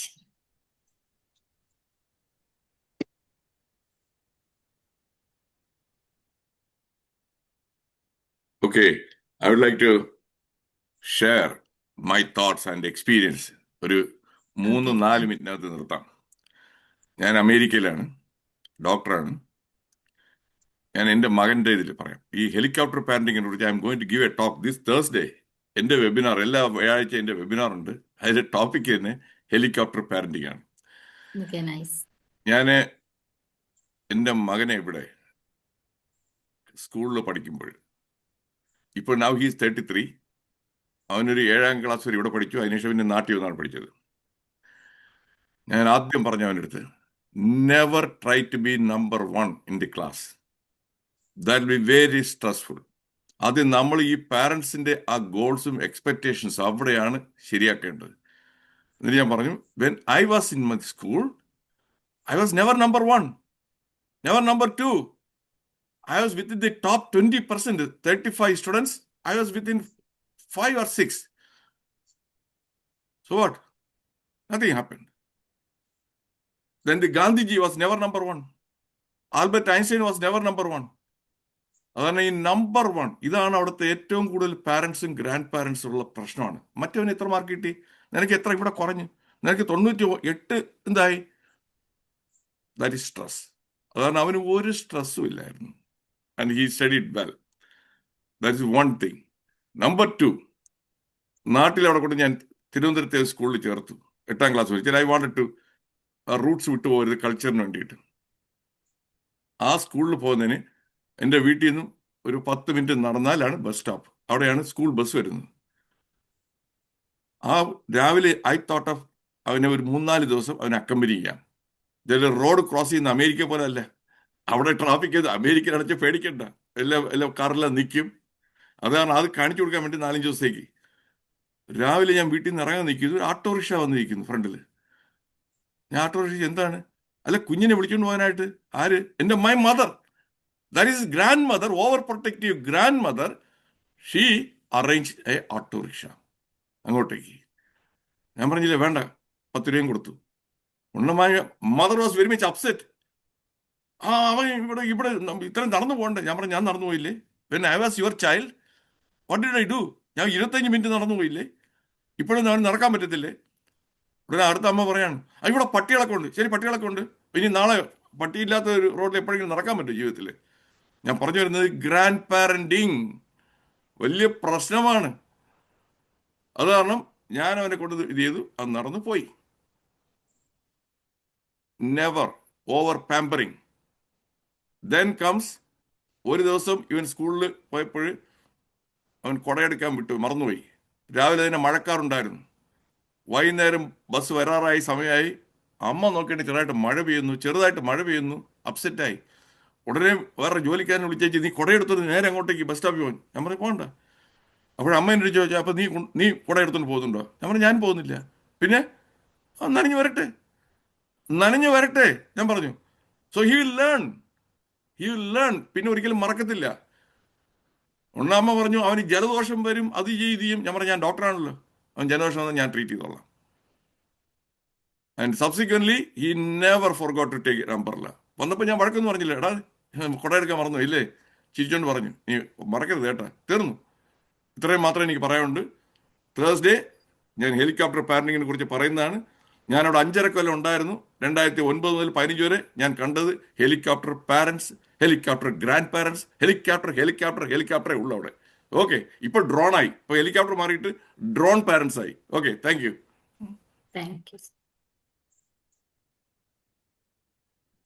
Seena, നല്ലൊരു സെഷൻ ആയിരുന്നു കേട്ടോ. സീന എല്ലാ പ്രാവശ്യത്തെയും പോലെ തന്നെ നന്നായി പറഞ്ഞു. 8 പോയിന്റ്സും നമ്മൾ കവറേജ് ചെയ്തിട്ട് നന്നായിട്ടുണ്ട്. പിന്നെ ഇപ്പൊ അത്യാവശ്യം വേണ്ട കാര്യങ്ങളൊക്കെ നമ്മുടെ സൂസൻ മാം ആഡ് ചെയ്തിട്ടുണ്ട്. പിന്നെ ഞാനിപ്പോ ഓർത്തു പോയത് എന്താ വെച്ചാല്, നമ്മുടെ ടിയുടെ ക്ലാസ്സിൽ ഇരിക്കുമ്പോൾ ഇതുപോലെ ഒരു ചർച്ച അവിടെ വന്നു.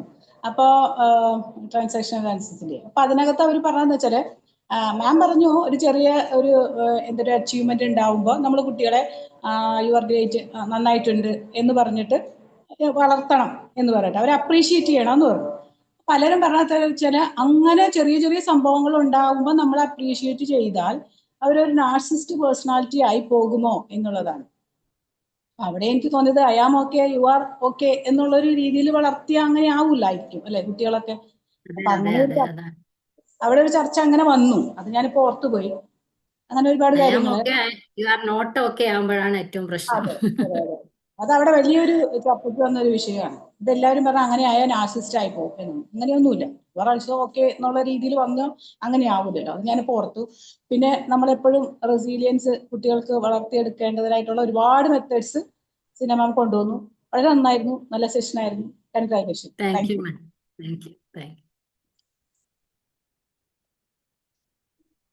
Good evening, Sina ma'am. Good evening, Chandra ma'am. നല്ലൊരു സെഷൻ. നല്ല പ്രസന്റേഷൻ ഉണ്ടായിരുന്നു. നമ്മുടെ ട്രെയിനിങ് റൂൾസ് ആൻഡ് റെഗുലേഷൻസ് നല്ല രീതിയിൽ ഫോളോ ചെയ്തിട്ടുണ്ട്. പിന്നെ എനിക്ക് പറയാനുള്ളത്, മാം പറഞ്ഞില്ലേ, എനിക്ക് മാമിന്റെ ക്ലാസ് എടുക്കുന്ന സമയത്ത് ഓർമ്മ വന്നു. എന്റെ മോള് 2 years 9 months ആവുമ്പോ തന്നെ സ്കൂളിൽ ചേർത്തി. ബിക്കോസ് അത് സ്കൂൾ റൂൾസ് പ്രകാരം 3 and 4 years ആവും അവൾക്ക് പറഞ്ഞിട്ട്. ഞാൻ 3 years പഠിക്കാൻ തുടങ്ങിയത് കൊണ്ട് അപ്പൊ തന്നെ ചേർത്തി വിട്ടു. പക്ഷെ സ്കൂളില് ഓവർലോഡ് ഓഫ് വർക്ക്, ഹോംവർക്ക് ഇഷ്ടം പോലെ ഉണ്ടായിരുന്നു. അപ്പൊ നിവൃത്തിയില്ലാതെ കുട്ടി ഉറങ്ങും. ആ ഹോംവർക്ക് ചെയ്യാൻ പറ്റില്ലല്ലോ ആ കുട്ടിക്ക്. അപ്പൊ ഞാൻ ഇരുന്ന് എഴുതും, അവൾ ജസ്റ്റ് അവളുടെ കൈ പിടിച്ച് എഴുതി. ഒരു ഇൻസിഡന്റ് ഓർമ്മ വന്നു. ബട്ട് ലേറ്റർ ഓൺ അവൾ തന്നെ എല്ലാ കാര്യങ്ങളും ചെയ്തു. സോ ആ ഒരു കാര്യം ഓർമ്മ വന്നു. അതേ രീതിയിൽ എനിക്ക് 2-3 കാര്യങ്ങൾ നമ്മുടെ ഇന്നത്തെ കുട്ടികൾക്ക് മസ്റ്റായിട്ട് പറയേണ്ടത്. വൺ ഈസ് നോർമലൈസിങ് ഫെയിലിയറിനെ ആക്സെപ്റ്റ് ചെയ്യാൻ നമ്മുടെ കുട്ടികളെ പഠിപ്പിക്കണം. പിന്നെ ഫെയിലിയർ is not something which should take away once life. അങ്ങനത്തെ ഒരു ഡ്രാസ്റ്റിക് ഡിസിഷൻസ് എടുക്കാണ്. If you don't give them anything, ആ ഒരു മൈൻഡ് സെറ്റിൽ നിന്ന് നമ്മുടെ കുട്ടികളെ മാറ്റിയെടുക്കണം എന്നുള്ളത് എമോഷണലി സ്ട്രോങ് ആക്കിയാലാണ് ഇറ്റ്സ് ഓക്കെ ആക്സെപ്റ്റ് ഫെയിലിയേഴ്സ് എന്നുള്ളതും പഠിപ്പിക്കണം. പിന്നെ രണ്ട് ഡിലേഡ് ഗ്രാറ്റിഫിക്കേഷൻ, ഇത് വളരെ ഇമ്പോർട്ടന്റ് ആണ്. നോ എന്ന് പറയാൻ, ബിക്കോസ് ഇന്നത്തെ parents they can afford. There was one time when parents never gave so much importance to children's needs in the form of luxuries. ഇന്നങ്ങനെയല്ല. വളരെ ചെറിയ കുട്ടികളെ നമ്മൾ കാണുന്നത്, ഇപ്പൊ എന്റെ കോളനിയിൽ തന്നെ കാണുന്നത് ഒരു 8 to 12 years കുട്ടി സ്കൂട്ടർ ഓട്ടിച്ചിട്ട് പോവാണ്. അപ്പൊ why parents are not saying no? ആ കുട്ടി 18 years ആയ ശേഷം മാത്രം വണ്ടി ഓടിക്കണമെന്ന് ഒരു നിയമം ഉള്ളപ്പോ ആ നിയമം പാലിക്കാനും പഠിപ്പിക്കണം. നമ്മൾ ലോസ് എന്താണ് നമ്മുടെ കൺട്രിയുടെ ലോസ്, ആ ലോസിനെ ഫോളോ ചെയ്യാൻ പഠിപ്പിക്കണം. അത് വളരെ ഇമ്പോർട്ടന്റ് ആയിട്ടൊരു കാര്യമായിട്ട് എനിക്ക് ഫീൽ ചെയ്തിട്ടുണ്ട്. പിന്നെ നമ്മൾ ഇപ്പൊ കുട്ടികളുടെ മൊബൈൽ അഡിക്ഷനെ കുറിച്ചിട്ട് ഒരുപാട് പറയുന്നുണ്ട്. നമ്മള് പേരൻസും അഡിക്റ്റഡ് ആണ്. ഞാൻ പലപ്പോഴും കണ്ടിരിക്കുന്നത്, ട്രാവൽ ചെയ്യുന്ന സമയത്തൊക്കെ, ഞാൻ ട്രാവൽ ചെയ്ത ഒരാളാണ്. ആ ട്രാവൽ ചെയ്യുമ്പോ ഒക്കെ കണ്ടിരിക്കുന്നത്, എന്റെ പേരൻസ് എന്ത് പറയും പറഞ്ഞാൽ, പുറത്ത് നോക്ക്, സീനറി നോക്ക്, അതിന്റെ നേച്ചറുടെ ബ്യൂട്ടി നോക്ക്, ആ ടെമ്പിൾ നോക്ക്, അങ്ങനെ അവരും എന്നെ കാണിച്ചു തരുമായിരുന്നു. ഇന്നത്തെ പേരൻസ് ഞാൻ കാണുന്നത്, പേരൻസിന്റെ കയ്യിലും ഒരു മൊബൈൽ ഉണ്ടാവും, കുട്ടിയുടെ കയ്യിലും മൊബൈൽ, അതും ഈ കുറെ റൈംസ് ഉണ്ട്. അത്ര ചെറിയ കുട്ടിക്ക് പോലും പേരൻസ് സംസാരിക്കാൻ തയ്യാറല്ല. ട്രാവൽ ചെയ്യുന്ന സമയത്ത് സംസാരിക്കുന്നില്ല. ശരിക്കും ട്രാവലിംഗ് ടൈം നമുക്ക് ശരിക്കും കുട്ടികളായിട്ട് ഇന്ററാക്ട് ചെയ്തിട്ട് അവർക്ക് കാണിച്ചു കൊടുക്കുക, എൻജോയ് ചെയ്യാൻ പഠിപ്പിക്കുക. പിന്നെ ഫുഡൊക്കെ എൻജോയ് ചെയ്യുക. ഇതൊന്നുമില്ല. എല്ലാവരും കയ്യിൽ ഫുഡ് കൊടുക്കുമ്പോഴും നമ്മൾ കാണുന്നത് കുട്ടികൾക്ക് മൊബൈൽ. ഞാൻ പല സ്ഥലത്തും കണ്ടിരിക്കുന്നത് മൊബൈൽ കയ്യിലെ പാട്ടും വെച്ചിട്ടാണ് ഫുഡ് കഴിക്കുന്നത്. പക്ഷെ എപ്പോഴും പറയണത് ഫുഡ് എൻജോയ് ചെയ്തിട്ട്, എന്താ ഫുഡ് കഴിക്കുന്നത് എന്നുള്ളത് അറിയണം. ചോദിച്ചാൽ പോലും അറിയില്ല കുട്ടികൾക്ക് എന്താ ഫുഡ് കഴിക്കുന്നത്. സോ ഈ മാതിരി ഹാബിറ്റ്സ് പേരൻസ് മാറ്റണം. ഈ മാറ്റുമ്പോ തന്നെ കുട്ടികളുടെ എമോഷണൽ സ്ട്രെങ്ത് ഡെഫിനറ്റ്ലി ബെറ്റർ ആയിരിക്കും. സോ ഇത് എനിക്ക് ആഡ് ഓൺ ചെയ്യാൻ was intending to. Anyway, very nice session. Thank you. Thank you ma'am, thank you very much. ഈ ഫെയിലിയറിനെ പറ്റി പറയുമ്പോൾ ഒരു കാര്യം കൂടെ പറയുമേ. Failure is a stepping stone to success. അപ്പൊ അതും മക്കൾക്ക് അത് നമ്മൾ പറഞ്ഞു കൊടുക്കണം. ഫെയിലിയർ വരുമ്പോഴാണല്ലോ കൂടുതൽ നമ്മൾ സക്സസ് ആകാനുമായിട്ടുള്ള ഒരു മോട്ടിവേഷനും നമുക്ക് വരുന്നത്. സോ അതൊരു സ്റ്റെപ്പിംഗ് സ്റ്റോൺ ആണെന്നുള്ളത് പറഞ്ഞു കൊടുക്കണം. പിന്നെ നേരത്തെ അംബിക മാം പറഞ്ഞ ഒരു കാര്യം ഉണ്ടല്ലോ, അപ്രീഷിയേറ്റ് ചെയ്യുന്ന കാര്യം. ആക്ച്വലി നമ്മള് ചെറുപ്പത്തിൽ അവർ കുഞ്ഞായിരിക്കുമ്പോൾ അവർ ചെയ്യുന്ന ഓരോ കാര്യത്തിനും നമ്മൾ അപ്രീഷിയേറ്റ് ചെയ്യുമ്പോഴാണ് അവർക്കത് വീണ്ടും വീണ്ടും ചെയ്യാനുള്ള ഒരു മോട്ടിവേഷൻ കിട്ടുന്നത്. So that is good thing. പക്ഷെ അങ്ങനെ ഒരു ഹാബിറ്റ് ആയി കഴിഞ്ഞാൽ പിന്നെ അതിനെപ്പറ്റി പിന്നെ നമ്മൾ കൂടുതൽ അപ്രീഷിയേറ്റ് ചെയ്യേണ്ട കാര്യമില്ല. That becomes normal to them. പിന്നെ സിഗ്നിഫിക്കൻ്റ് ആയിട്ടുള്ള കാര്യങ്ങൾക്ക് നമ്മൾ ഡെഫിനറ്റ്ലി അപ്രീഷിയേറ്റ് ചെയ്തുകൊണ്ടേയിരിക്കണം. അങ്ങനെയാണെങ്കിലല്ലേ അവർക്കും ആ മോട്ടിവേഷൻ കിട്ടുന്നത്. അല്ലാതെ എന്തിനും ഏതിനും നമ്മൾ എപ്പോഴും അപ്രീഷിയേറ്റ് ചെയ്തുകൊണ്ടിരിക്കുക എന്നുള്ളതല്ല ഉദ്ദേശിക്കുന്നത് എന്നുള്ളതാണ് ഞാൻ മനസ്സിലാക്കിയിരിക്കുന്നത്. അപ്രീഷിയേറ്റ് ചെയ്യുക ചെറുപ്പത്തിൽ. കുഞ്ഞായിരിക്കുമ്പം അവർക്കത് വീണ്ടും വീണ്ടും ചെയ്യണമെന്നുള്ളത് ഒരിത് വരണമെങ്കിൽ അമ്മ അത് ശ്രദ്ധിച്ചു, അമ്മ അത് അപ്രീഷിയേറ്റ് ചെയ്തു, so I should do that എന്ന് വരുമ്പോൾ അവർക്കതൊരു ഹാബിറ്റായി മാറും. ആ ഹാബിറ്റ് ആയി കഴിഞ്ഞാൽ പിന്നെ they don't need appreciation, they will automatically do it. പക്ഷെ then we should move on to significant things where they need appreciation, where we should appreciate them എന്നുള്ളതാണ് ഞാൻ മനസ്സിലാക്കിയത്. അതെ, ചെറിയ ഭാഗത്തിലേ അതിന്റെ ആവശ്യമുള്ളൂ. കുറച്ച് കഴിഞ്ഞ് പിന്നെ അവര് ഓട്ടോമാറ്റിക് ആയിട്ട് അങ്ങനെ ആയിക്കോളൂല്ലോ. അതാ, അപ്പൊ പിന്നെ അതും ഒരു ഹാബിറ്റായി മാറും അല്ലേ? അവിടെയാണ് അധികമായാൽ അമൃതം വിഷം എന്നുള്ള ഒരു എക്സാക്ട്ലി. അപ്പൊ അതുകൊണ്ട് നർസിസിസ്റ്റിക് അങ്ങനെ ചിന്തിക്കേണ്ട കാര്യമില്ല. നമ്മൾ അവരെ ഹാബിറ്റ് പഠിപ്പിക്കാൻ വേണ്ടിയാണ് അത് ചെറുപ്പത്തിൽ തൊട്ടേ ചെയ്യുന്നത്.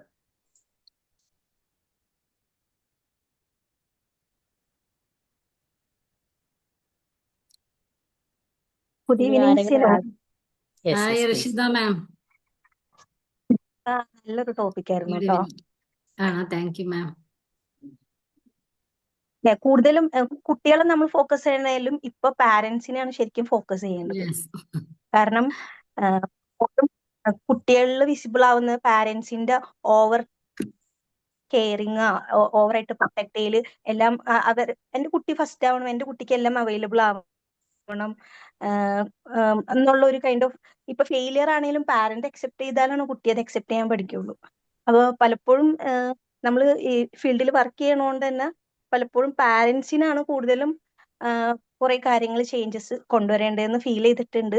അതിനു വേണ്ടിയിട്ട് നമ്മൾ തന്നെ എഫേർട്സ് എടുക്കാറുണ്ട്.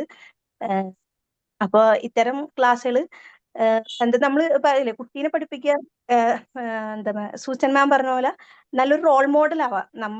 നമ്മളിലൂടെ അവർ കണ്ട് നല്ല പോസിറ്റീവ് ചേഞ്ചസ് വരട്ടെ. ഇപ്പൊ ഫോർ എക്സാമ്പിൾ എന്റെ മദറിനെ പറയുകയാണെങ്കിൽ എന്റെ മദർ കുഞ്ഞിലെ മുതൽ നമ്മളോട് എന്തെങ്കിലും ചെറിയ കാര്യങ്ങൾ ഉണ്ടായാൽ ചിലപ്പോൾ നമുക്ക് ഹർട്ടായ ചെറിയ കാര്യമായിരിക്കും, ആൾക്ക് സോറി പറയാനൊന്നും മടി ഞാൻ കണ്ടിട്ടില്ല. അതുപോലെ താങ്ക്സ് പറയാനും അത് അവര് എന്നോട് പറഞ്ഞ് പഠിപ്പിക്കുകയല്ല, നാച്ചുറലി ഞാൻ എന്റെ മദറിനെ കണ്ടിട്ടാന്ന് തോന്നുന്നു. നമുക്ക് ആ ഒരു സോറി പറയാൻ നമുക്ക് എവിടെ മടിയില്ല. ചെറിയ മിസ്റ്റേക്ക് ആണെങ്കിൽ നമുക്ക് ആ ഒരു സോറി പറഞ്ഞാൽ അങ്ങനെ ഒരു ഈഗോ ഹേർട്ട് ആവുന്ന കൈൻഡ് ഓഫ് ഒരു സാധനം വരുന്നില്ല. കാരണം മേ ബി എന്റെ മദർ ഒരു നല്ല റോൾ മോഡൽ ആയതുകൊണ്ടാണ് എന്നിൽ ആ ഒരു ക്വാളിറ്റി ഡെവലപ്പ് ചെയ്തത്. എനിക്ക് ആരും പറഞ്ഞു തന്ന് പഠിപ്പിച്ചതായിട്ട് എനിക്കറിയില്ല. നാച്ചുറലി ഞാനത് കണ്ട് വളർന്ന് ഡെവലപ്പ് ആയതാണ്. അപ്പൊ നമ്മളെപ്പോഴും പാരന്റിങ്ങിൽ ശ്രദ്ധിക്കുക, ക്വാളിറ്റി ഓഫ് ടൈം സ്പെൻഡ് ചെയ്യാൻ നോക്കുക. എത്ര ഒരു 24 hours നമ്മൾ കുട്ടികളുടെ കൂടെ ഇരിക്കുന്നതെന്ന് പറയുന്നതിലല്ല, ആ ഇരിക്കുന്ന ടൈമിൽ ഒരു ക്വാളിറ്റി ടൈം സ്പെൻഡ് ചെയ്യാൻ നോക്കുക, കമ്മ്യൂണിക്കേഷൻസ് ബിൽഡ് ചെയ്യുക. പിന്നെ ഈ പറഞ്ഞ പോലെ ഫോണാണ് ഇപ്പോഴത്തെ ഏറ്റവും വലിയ villain. Most of the time എല്ലാവരും എൻഗേജ്ഡ് ആയിരിക്കുന്നതും ഫോണിലാണ്. അപ്പോ അതിലൊക്കെ എല്ലാവരും കുട്ടികളെ നമ്മൾ കൺട്രോൾ ചെയ്യുന്ന പോലെ പാരന്റ്സും അതിലൊരു കൺട്രോൾ കൊണ്ടുവരാൻ നോക്കണം. അപ്പൊ സീന മാം നല്ലൊരു സെഷൻ ആയിരുന്നു. Thank you so much. Thank you ma'am, thank you. Good evening Seena ma'am. Good evening. Rani ma'am വന്നോ? പറയൂ റാണി മാം പറയൂ. പ്രൊഫസർ പറഞ്ഞോളൂ. നല്ല സെഷൻ ആയിരുന്നു, വളരെ നല്ല ടോപ്പിക്. മാമിന്റെ സ്വതസിദ്ധമായ ശൈലിയിൽ നന്നായിട്ട് തന്നെ പ്രസന്റ് ചെയ്തു. ഈ പറഞ്ഞ പോലെ എപ്പോഴും ഒരു ഇമ്മീഡിയറ്റ് ഗ്രാറ്റിഫിക്കേഷൻ ആണല്ലോ ഇപ്പം ചോദിക്കുന്നതെല്ലാം അപ്പപ്പോ ചെയ്തു കൊടുക്കുക. എനിക്കൊന്ന് പലപ്പോഴും നമ്മള് പാരന്റ്സിന് നമുക്ക് ഒരു സമയത്ത് കിട്ടാതിരുന്ന കാര്യങ്ങളൊക്കെ നമ്മുടെ സാമ്പത്തിക സ്ഥിതിയൊക്കെ ഒന്ന് മെച്ചപ്പെട്ടപ്പോ അവർക്ക് കിട്ടിക്കോട്ടെ എന്നുള്ള തോന്നലായിരിക്കും. അതെ, ഇപ്പോഴുള്ള പലപ്പോഴും ഏറ്റവും കൂടുതൽ അതെ, അതാണ്. അത് പക്ഷെ പലപ്പോഴും വില്ലനായി മാറുന്നുണ്ട്. അപ്പൊ നല്ലൊരു അവയർനെസ് ആയിരുന്നു. Thank you ma'am. Thank you Rev sir, thank you. Good evening Seena ma'am. Good evening. നല്ലൊരു ഗുഡ് ഈവനിങ് സെഷൻ, റാണി. നല്ല ഭംഗിയായിട്ട് നല്ല എന്താ പറയാ ചിട്ടയോടും ഒക്കെ അവതരിപ്പിച്ചു. ടീച്ചറാണെന്ന് ഞാൻ ഇനിയും പറയുന്നില്ല, പക്ഷെ ഒരു ട്രെയിനറുടെ എല്ലാ സെഷനോടും കൂടി അത് അവതരിപ്പിച്ചു. ഒരുപാട് എന്താ പറയാ ഒരുപാട് അവയർനെസ് തന്നു. ഇനി പറഞ്ഞ പോലെ ഇനിയിപ്പോ തിരിച്ചൊരു പാരന്റിങ് കാലത്തേക്ക് പോകാൻ പറ്റില്ല, പക്ഷെ ഈ അറിവുകളൊന്നും അന്ന് നമുക്ക് പറഞ്ഞു തരാൻ ആളുണ്ടായിരുന്നില്ല എന്നൊരു തോന്നൽ ഇപ്പൊ തോന്നുന്നു. കുറച്ചും കൂടെ ഒക്കെ നന്നായി ചെയ്യാമായിരുന്നു. ആ സമയത്ത് ഇത്രത്തോളം നമുക്ക് മീഡിയ ഇല്ല, കാര്യങ്ങളില്ല, എല്ലാം ഒന്നും ഉണ്ടായിരുന്നില്ലായിരിക്കും. 25 വർഷം അത്രേ ആയിട്ടുള്ളൂ ഞാൻ, പക്ഷെ എന്നാലും ഞാൻ പറയാണ് അപ്പൊ ഒന്നും കൂടെ അതൊക്കെ ചെയ്യാമായിരുന്നു എന്നൊരു തോന്നൽ ചിലപ്പോ തോന്നുന്നു. ഇനിയിപ്പോ ചാൻസ് ഇല്ല, ഇനിയിപ്പോ ഗ്രാൻഡ് പാരന്റ് അല്ല, അങ്ങനെ ആ ഒരു സെഷൻ ഒന്ന് പരീക്ഷിക്കുക. അതെ, സാഹചര്യവും എല്ലാം അനുവദിച്ചാൽ അങ്ങനെ ഒരു പരീക്ഷണം കൂടെ നടത്തി നോക്കാം. അതിലും വലിയ പ്രതീക്ഷയൊന്നുമില്ല, ഇപ്പോഴത്തെ കാലം അതായത് കൊണ്ട് വലിയ പ്രതീക്ഷയല്ല, എന്നാലും ഓക്കെ, ഹോപ്പ് ദ ബെസ്റ്റ് എന്ന് പറഞ്ഞ പോലെ ചെയ്യാം. അപ്പൊ നല്ലൊരു സെഷൻ നന്നായി അവതരിപ്പിച്ചു. പിന്നെ ഞങ്ങളുടെ 22 ബാച്ചിന്റെ ആദ്യത്തെ 1 hour സെഷൻ ഇത്ര മനോഹരമാക്കി തീർത്തതിന് വലിയൊരു thanks. Thank you, thank you, thank you very much Rani ma'am. Thank you ma'am. Rani ma'am പറഞ്ഞത് സത്യമായിട്ടോ. കാരണം പഠിക്കുന്ന നമ്മൾ കുറെ വർഷങ്ങൾ മുന്നേ നമ്മളെ മക്കളെ വളർത്തിയ സമയത്ത് ഇതൊന്നും അറിയില്ല. ഇപ്പോഴും ഞാനും ഇങ്ങനെ ശരിക്കും ഇങ്ങനെ ചിന്തിക്കും, ഓരോ സൈക്കോളജി തിയറിയും കാര്യങ്ങളൊക്കെ പഠിച്ചപ്പോഴേ അയ്യോ അങ്ങനെയാണെങ്കിൽ അങ്ങനെ ആവായിരുന്നു അല്ലെ. പ്രഗ്നൻസി ടൈം മുതലേ ഉള്ള ഓരോരോ സ്റ്റേജസ് ഉണ്ടല്ലോ, അതൊക്കെ ഇപ്പോഴാണ് അത് അറിയുന്നത്. അന്നേരമാണ് നമ്മൾ ചിന്തിക്കുന്നത് അയ്യോ അങ്ങനെ ചെയ്യായിരുന്നു ഇങ്ങനെ ചെയ്യായിരുന്നു എന്തൊക്കെയോ പക്ഷെ ഒരു കാലഘട്ടം. അന്നൊക്കെ നമ്മള് ക്ലാസ് കേൾക്കാറുണ്ടായിരുന്നു നമ്മള്. പക്ഷെ എല്ലായിടത്തും ക്ലാസ് ഉണ്ട്, പക്ഷെ നമ്മൾ അത്ര ശ്രദ്ധിക്കില്ല. ഇപ്പോഴാണ് ഇതിനെപ്പറ്റി കൂടുതൽ അറിയുന്നത്. അല്ല, അത് മാത്രല്ല എനിക്ക് തോന്നുന്നു നമ്മൾ വളർന്ന സാഹചര്യം കുറെയൊക്കെ നമുക്ക് ഈ അഡോപ്റ്റ് ചെയ്യാൻ പറ്റുന്നതായിരുന്നു. അപ്പൊ നമ്മൾ ആ ഒരു നേച്ചറിൽ തന്നെയാണ് നമ്മുടെ കുട്ടികളെ വളർത്തി വന്നത്. അതുകൊണ്ട് അതിന് വലിയൊരു കറക്ഷൻസ് നടത്തേണ്ട ആവശ്യം നമുക്ക് വന്നില്ല. പക്ഷെ ഇപ്പോഴത്തെ പാരന്റ്സിന് അതിന്റെ ബുദ്ധിമുട്ട് അത് വേണ്ടി വരുന്നു. അതും കൂടെ ഉണ്ട്. അപ്പൊ നമ്മൾ കുറച്ച് ഗ്രേറ്റ് ആയിരുന്നു എന്ന് വിചാരിച്ചാൽ മതി, അങ്ങനെയല്ലേ? അതെ, ആ അത് ശരിയാണ്. അതെ അതെ നമ്മള് ഒരു കൂട്ടുകുടുംബ വ്യവസ്ഥിതിയിൽ നമ്മൾ കുറെ കാര്യങ്ങൾ പഠിച്ചിരുന്നു. പഠിച്ചിരുന്നു. അങ്ങോട്ടും പിന്നെ ഇങ്ങോട്ടും ഷെയറിങ്ങിലൂടെയൊക്കെ. പക്ഷെ ഇന്നിപ്പോഴതൊന്നും അല്ലല്ലോ, സിസ്റ്റങ്ങളൊക്കെ മാറിയില്ലേ കുറെ. നമ്മളത് ഏകദേശം നല്ലൊരു കാലഘട്ടമായിരുന്നു തോന്നണേ. അങ്ങനല്ല എനിക്ക് അതെ തോന്നുക. അതെ. അതെ അപ്പുറത്തെ അതെ വീട്ടിലെ സങ്കടവും ഇപ്പുറത്തെ വീട്ടിലെ സങ്കടവും ഒക്കെ നമുക്ക് അറിയായിരുന്നു. പക്ഷെ നമ്മുടെ അറിയായിരുന്നു കുട്ടികൾ അതന്നെ. വളർന്നു വരുന്ന സമയമായപ്പോ ഒന്നും അറിയില്ല. ഒന്നും ഒരു അറിയില്ല. നമ്മള് പഠിച്ചിരുന്നപ്പോ ഈ ചോറ് പാത്രം ഷെയർ ചെയ്തിട്ട് ഭക്ഷണം അങ്ങനെ കഴിക്കുന്നു. അതൊക്കെ ഇപ്പോഴത്തെ കുട്ടികളോട് പറഞ്ഞാൽ സ്കൂളുകൾ പോലും അനുവദിക്കുന്നില്ല. അങ്ങനെ ചെയ്യാൻ പാടില്ല എന്ന് റൂൾസ് ആണ് പല സ്കൂളുകളിലും, ഇല്ലേ? അതെ അതെ. അങ്ങനെയുണ്ട്. ആ, ഈ റാണി മാം, അപ്പൊ അതങ്ങനെയുണ്ട്. ഇന്ന് പെട്ടെന്ന് ഒരു 4 മുളക് വേണമെങ്കിൽ 2 തക്കാളി ആ വേണമെങ്കിൽ അടുത്ത വീട്ടിൽ അയൽവാസി പോവും. വേണം. അതെ ഇന്ന് അതെ അതെ അത് അയൽവാ തീക്ക് പോകൂലേ? ഇൻസ്റ്റാമാർട്ടില് പണ്ട് തീക്ക് സാധനം എത്തും. ചേരിയില് തീക്ക് പോവും. തീ വാങ്ങാന് ആ ചേരിയിലാക്കി അതെ പോവും. അതെ അല്ലേ ചകിരി? പക്ഷെ അത് ഞാനൊരു തമാശ സ്റ്റോറി പറയാം. എൻ്റെ ഒരു അറിവിലുള്ള ഒരു അമ്മ സ്വന്തം മൂത്ത മകന്റെ വീട്ടിൽ പോയതാ 2 തക്കാളിക്ക്. അന്നേരം ആ. അമ്മനോട് ചോദിക്കുക, എന്തിനാ അമ്മ ഇങ്ങോട്ട് വന്നത്? ആ നേരത്തിന് അമ്മയ്ക്ക് ആ കടയിൽ പോയാ പോരായിരുന്നോ? ആ, കട ഇതിലും അടുത്തല്ലേത്. പിന്നെ ആ അമ്മ ഒരു സാധനത്തിന് മൂത്ത മകന്റെ വീട്ടിൽ പോയില്ല. അതെ അതാണ് അതിനകത്തൊക്കെ കാലഘട്ടം. ഒരു ശരിക്കും പറഞ്ഞ ഒരു സ്നേഹം ഉണ്ടായിരുന്നു. അതായത് അതെ അതെ അതെ. നമ്മൾക്ക് ഇത്രയും ആവശ്യം വന്നിരുന്നില്ല. ഈ ഒരു ഗൈഡൻസ് തരേണ്ട ഒരു ആവശ്യം വന്നിരുന്നില്ല നമ്മൾ ആ അമ്മ വളർത്തിക്കൊണ്ടുവരുന്ന സമയത്ത്. പക്ഷെ സങ്കടത്തോടെ ഇപ്പോഴത്തെ പറഞ്ഞത് പാരന്റ്സ് ഓർത്തതാ. മാം ഇത്രയും ആ, ഇന്ന് തന്നെ നമ്മൾ ചിന്തിക്കൂ, നമ്മൾ സിമ്പിൾ ആയിട്ട് ഇപ്പൊ എന്നും പറയണ ഒരു വാചകം ഉണ്ട് ഇപ്പം, ആഴ്ചകളും മാസങ്ങളൊക്കെ എത്ര വേഗം ഒരു കൊല്ലം പോണേന്ന്. അതെ. യെസ്. അതെ പണ്ടും ഇന്നും എന്നും 365 ദിവസം തന്നെയല്ലേ ഉള്ളൂ, അതെ 365 24 കാലം. മണിക്കൂറേ ഉള്ളൂ. ട്വന്റി ഇനി അത് ഫോർ അവേഴ്സ് കുറയ്ക്കണില്ല, 24 hours. 360 24 ദിവസവും. അപ്പൊ മാറ്റങ്ങൾ എല്ലാത്തിലും വന്നു. അതുകൊണ്ട് നമ്മള് ഗ്രേറ്റ് ആണെന്ന്, അല്ലെങ്കിൽ നമ്മളുടെ കാലഘട്ടം സംഭവമായിരുന്നു എന്ന് പറയുന്നതിൽ പകരം അന്നത്തെ ആ കാലഘട്ടത്തിന് അനുയോജ്യമായ രീതിയിൽ നമ്മൾ ജീവിച്ചു. പക്ഷെ ഇന്നത്തെ യെസ്. കാലഘട്ടത്തിനനുസരിച്ച് നമ്മൾ അഡാപ്റ്റ് ചെയ്യേണ്ടതുണ്ട്. ഇപ്പൊ പക്ഷെ പലപ്പോഴും എന്നാലും ആളുകൾ ചോദിക്കുന്നുണ്ട്, നമ്മൾ പാരന്റിങ് പഠിച്ചിട്ടാണോ പാരന്റ്സ് യെസ്. ആയത്? അല്ല. അത് ഞാൻ പക്ഷേ പറയാൻ വരുമായിരുന്നു. നിങ്ങൾ പക്ഷെ ഇന്ന് അറിയില്ലെങ്കിൽ അത് പഠിക്കുക തന്നെ തന്നെ വേണം. വേണം. ഇപ്പൊ ബിക്കോസ് വി 50-50 ആർ ആണ് പാരന്റിങ്. ഹാൻഡിലിംഗ് ഡിഫറെന്റ് 50-50 ആണ് ജനറേഷൻ. പാരന്റിങ് ഒരു വീട്ടില്. നമ്മളിപ്പോ ഹാൻഡിൽ ചെയ്യുന്നത് ഡിഫറെന്റ് ജനറേഷൻ അല്ലേ യെസ് മാം? യെസ് അതെ എട്ട് പൊട്ട് തീർച്ചയായിട്ടും. തിരിയാതെ ബബ്ബ പറഞ്ഞ നമ്മുടെ കാലമല്ല. ഇന്നത്തെ കാലത്ത് നമ്മളെക്കാൾ we എല്ലാ are aware വിഷയത്തിലും, we are you should aware of not that, everything. Yes. എല്ലാ വിഷയത്തിലും കുട്ടികൾ അറിവുള്ളവരായി. ഇനി അറിവില്ലെങ്കിൽ തന്നെ പെർപ്ലെക്സിറ്റിയും ജെമിനിയും ചാറ്റ് ജിപിറ്റിയും ഗൂഗിളും എല്ലാം ഉണ്ട് അവരുടെ സർവീസിന്, അറ്റ് ദെയർ സർവീസ്. അതെ. ഓക്കെ, അപ്പൊ നമ്മള് ഹെൽപ്പ് അതുകൊണ്ടൊക്കെ ചോദിക്കുന്ന തന്നെയാണ് അവരോടാണ്. ഇത്തരത്തിലൊരു മാറ്റം വേണ്ടത്. അതെ, അപ്പൊ അവിടെയാണ് വ്യത്യാസം. കാരണം വെച്ചാൽ അതാ നിങ്ങൾക്ക് കാലം അറിയൂല, നിങ്ങൾക്ക് അങ്ങനല്ല, അത് മാറുന്നതിനനുസരിച്ച്. അറിയൂല. ഈ ഫോണിന്റെ സെറ്റിങ്സ് ഒന്നും ഇപ്പൊ നമ്മൾക്ക് അത്ര ഓരത്ര നമുക്ക് അറിയൂല അല്ലേ? അതെ അതെ, തീർച്ചയായിട്ടും. ഗൂഗിള് 2 ആ, പ്രാവശ്യം പറഞ്ഞു തന്നു കഴിഞ്ഞാൽ 3ാമത്തെ പ്രാവശ്യം ഗൂഗിള് എങ്ങനെ ചെയ്യണ്ടേന്ന് മുത്തശ്ശൻ ചോദിച്ചു കഴിഞ്ഞാൽ അപ്പൊ അവരുടെ ബി പി കൂടും. ആ. നമ്മുടെ ബി പി അതാ കൂടൂലേ? അതിന് ആ. പാരന്റിങ് തന്നെ 50-50 അപ്പൊ അത്രേ ഉള്ളൂ, കാലത്തിനനുസരിച്ച് മാറിയപ്പോൾ നമ്മൾ ആ. പഠിച്ച് തന്നെ പ്രവർത്തിക്കേണ്ടതുണ്ട് മാറേണ്ടത്. എന്നുള്ളതാണ്. അവർക്ക് അതെ, കുറച്ചും കൂടെ ആക്സസിബിലിറ്റി ഉണ്ട് ഇപ്പം എല്ലാത്തിലേക്കും. അപ്പൊ ആ ഒരു യെസ്, ആക്സസിബിലിറ്റി നമുക്കും വേണം, നമ്മളത് മനസ്സിലാക്കുകയും വേണം. പക്ഷെ അന്നത്തെ അതെ. കാലത്തും ചില കുട്ടികളുടെ എല്ലാ കഴിവുകളൊന്നും ശരിക്കും പാരന്റ്സിന് തിരിച്ചറിയാൻ കഴിഞ്ഞിട്ടില്ല. പക്ഷെ ഇന്ന് കുറച്ചുകൂടെ പാരന്റിങ് ക്ലാസ്സുകളിലൂടെയും അങ്ങനെയൊക്കെ നമ്മൾ കുട്ടികളെ കുറച്ചുകൂടി മനസ്സിലാക്കാനൊക്കെ നമുക്ക് കഴിയുന്നില്ലേ? മനസ്സിലാക്കൽ മാത്രമല്ല, അന്ന് ആ, ഓപ്പർച്യൂണിറ്റീസും ഇല്ലായിരുന്നല്ലോ. ഓപ്പർച്യൂണിറ്റീസ് ഇല്ലല്ലോ. ആ, ഇപ്പൊ അതെ. ഇഷ്ടം പോലെ ഓപ്പർച്യൂണിറ്റീസ് അല്ലേ മക്കൾക്ക്, പല രീതിയിൽ അതുപോലെ ഏത് കുട്ടികളുടെ രീതിയിലും എണ്ണവും വളരാൻ ഒക്കെ പറ്റും. കൂടുതലല്ലേ. ആ, അല്ല, അപ്പോഴും ഓരോരുത്തരെ കുട്ടികളുടെ എണ്ണം കൂടുതല്, അപ്പോ ശ്രദ്ധിക്കാനുള്ള കുറവ്, പിന്നെ ഈ പറഞ്ഞ പോലെ ബാക്കി എന്താ പ്രാരാബ്ദങ്ങൾ അങ്ങനത്തെ കാര്യങ്ങളൊക്കെ ആവുമ്പോൾ അത്ര അറ്റൻഷൻ കിട്ടിയിരുന്നില്ല. ഇപ്പൊ എല്ലാ വീട്ടിലും സിനിമ പറഞ്ഞ പോലെ ഒരു കുട്ടി കൂടിപ്പോയ 2 എണ്ണം, അപ്പുറം ഗ്രാൻഡ് പാരന്റ്സ് അപ്പുറത്തേ ഉണ്ടാവും ഇപ്പുറത്തേ ഉണ്ടാവും. ഈ ഒരു കൊച്ചിനെ ശ്രദ്ധിക്കാൻ വരുമ്പോഴേക്കും കൂടുതൽ അറ്റൻഷൻ കിട്ടുമല്ലേ. ആരാ കൂടുതൽ യെസ്. ചെയ്യേണ്ടത് എന്നൊരു തർക്കമാണ് പിന്നെ ശരിക്കും മാം, ഇന്നത്തെ നിൽക്കുന്നത്. കാലത്ത് പ്രാരാബ്ദം ഉണ്ടെങ്കിലും ക്രെഡിറ്റ് കാർഡ് ഉണ്ടല്ലോ, അന്ന് അതില്ല. അതുമല്ല, പഴയ സത്യം. കാലത്തെ സത്യത്തിൽ Yes. എന്നോട് വിട്ടുപോയതാണ് മാം. പഴയ കാലത്ത് ഒന്ന് വീണ് കഴിഞ്ഞാല് നമ്മൾ ആരും കണ്ടോ നോക്കി എഴുന്നേൽക്കും. എന്നിട്ട് ഈ നമ്മളെ തൊടിയിലുള്ളൊരു എന്താ പറയാ കമ്മ്യൂണിസ്റ്റ് പച്ചല്ലേ, അത് ഒരച്ചിട്ട് നമ്മൾ വെച്ച് അതങ്ങോട്ട് ഓടും നമ്മൾ കളിക്കാൻ വേണ്ടി. പക്ഷെ ഇന്ന് വീഴുമ്പോഴത്തേക്ക് എന്താ, തറേനെ തല്ലി കുട്ടീനെ എന്താണ് എന്തൊക്കെയോ നമ്മളിങ്ങനെ ചെയ്യാണല്ലോ ചെയ്യുന്നത്. ഈ ഓവർ പാരന്റിങ്ങിന്റെ ഇഷ്യൂസ് അത് ഞാൻ പറയണമെന്ന് വിചാരിച്ചാ വിട്ടുപോയതാ. പക്ഷെ ആ ഒരു രീതിയിലാണല്ലോ അവരൊന്നിനും വിടാതെ, അവർക്ക് എന്താ ഫുൾ സപ്പോർട്ട് പോലെ.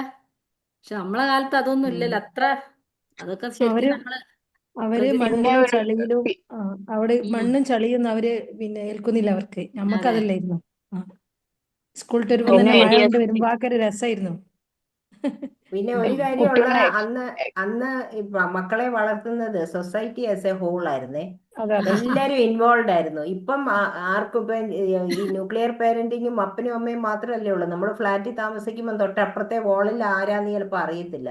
അതെ നേരത്തെ എന്ന് പറഞ്ഞാൽ നമ്മൾ കുട്ടികൾ പുറത്തു പോയിട്ട് വീട്ടിൽ വരുന്നതിന് മുമ്പ് വിവരം വീട്ടിൽ അറിഞ്ഞിരിക്കും, എന്തെങ്കിലും ഒരു അതെ കാര്യം ഉണ്ടായാൽ തന്നെ. അപ്പൊ അങ്ങനെ കുരുത്തക്കേട്. ഹോൾ അങ്ങനെ അറിയിച്ചാ അവര് അതെ വിവരം അറിയും. അവര് യെസ് എക്സാക്ട്ലി അവര് വിവരം അറിയാം. അത് Yes. ടീച്ചർ അവര് ആണെങ്കിൽ വിവരം പോലും വഴക്ക് പറഞ്ഞ ടീച്ചറിന് വേറെ പ്രശ്നം ഉണ്ടാവും. അപ്പൊ അതുകൊണ്ട് അതെ അതെ. അതൊക്കെ ഇതിന്റെ അതേമാതിരി ഒരു ഭാഗമാണ്. അവർക്ക് മൂത്തവരെ ബഹുമാനിക്കുക അതൊന്നും അവർക്കില്ല. കാരണം വെച്ചാല് കാലിന്റെ മേലെ കാലൊക്കെ വെച്ച് ഏത് പ്രായമുള്ള മുന്നിലും അവരിരിക്കും. അത് വന്ന വീട്ടില് പുതിയതായി വന്ന കല്യാണം അയച്ചുകൊണ്ടുവന്ന പെണ്ണായാലും നമ്മളെ മക്കളായാലും ഒക്കെ ഇന്ന് കുറെ കണ്ടുകൊണ്ട് റെസ്പെക്ട് എന്ന് അല്ലേ? പറയുന്നതൊന്നും കാലുമേ അപ്പൊ കാല് കയറ്റി വെക്കുന്നതോ ഇറക്കി വെക്കുന്നതോ കൊണ്ടൊന്നും റെസ്പെക്റ്റിന്റെ മാനദണ്ഡമല്ല. ഇല്ല അവർക്കില്ല. റെസ്പെക്റ്റിനൊക്കെ ഒരു ഉള്ള കാല് നീട്ടി വെക്കുക നമ്മള് കാണുമ്പോ അല്ല അത് അതിലൊന്നും അർത്ഥമില്ല. നമ്മൾ ഇപ്പത്തെ കൺസെപ്റ്റ് അനുസരിച്ച് തന്നെ പറയുന്നത് പ്രായമുണ്ട് എന്ന് വിചാരിച്ച് ബഹുമാനിക്കണം എന്നുണ്ടോ? ഇല്ല.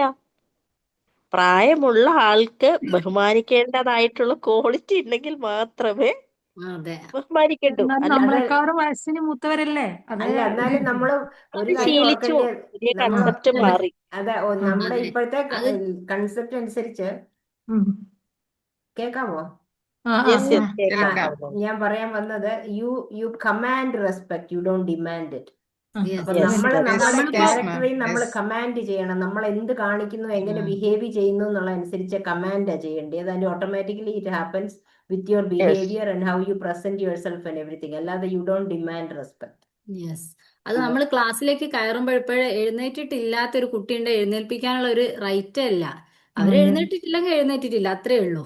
നമ്മളത് നെവർ മൈൻഡ് ആക്കുക. നമ്മൾ എഴുന്നേറ്റവർക്ക് just okay ignore. Good morning അല്ലെ ഗുഡ് ആഫ്റ്റർനൂൺ പറഞ്ഞു ഓക്കെ സിറ്റ് ഡൗൺ എന്നൊക്കെ പറയാന്നല്ലാതെ പഴയ പോലെ നമുക്ക് ഒന്നിനും കമ്പൽ അത് സിസ്റ്റം ശരിയില്ലാത്തതുപോലെ ആയി ഇപ്പോഴ്. സൂസൻ ജി, അതാണ് നിങ്ങൾ ശരി, നമുക്ക് പറഞ്ഞില്ലേ ഇപ്പോഴത്തെ ശരി. നിങ്ങൾ പറഞ്ഞില്ലേ കമാൻഡ് റെസ്പെക്ട് ഡിമാൻഡ് റെസ്പെക്ട് പാടില്ല എന്നുള്ള അതിന്റെ ടിപ്പിക്കൽ എക്സാമ്പിൾ ആണ് രണ്ട് പ്രസിഡന്റുമാർ ഇന്ത്യയുടെ. ഒരാള് commanded respect, the other president ആ സർവീസിലുള്ളപ്പോൾ ഡിമാൻഡ് ചെയ്ത കാരണം എക്സ് പ്രസിഡന്റ് ആയപ്പോ ഒരാൾ പോലും തിരിഞ്ഞു നോക്കാൻ പോലും ഇല്ലായിരുന്നു.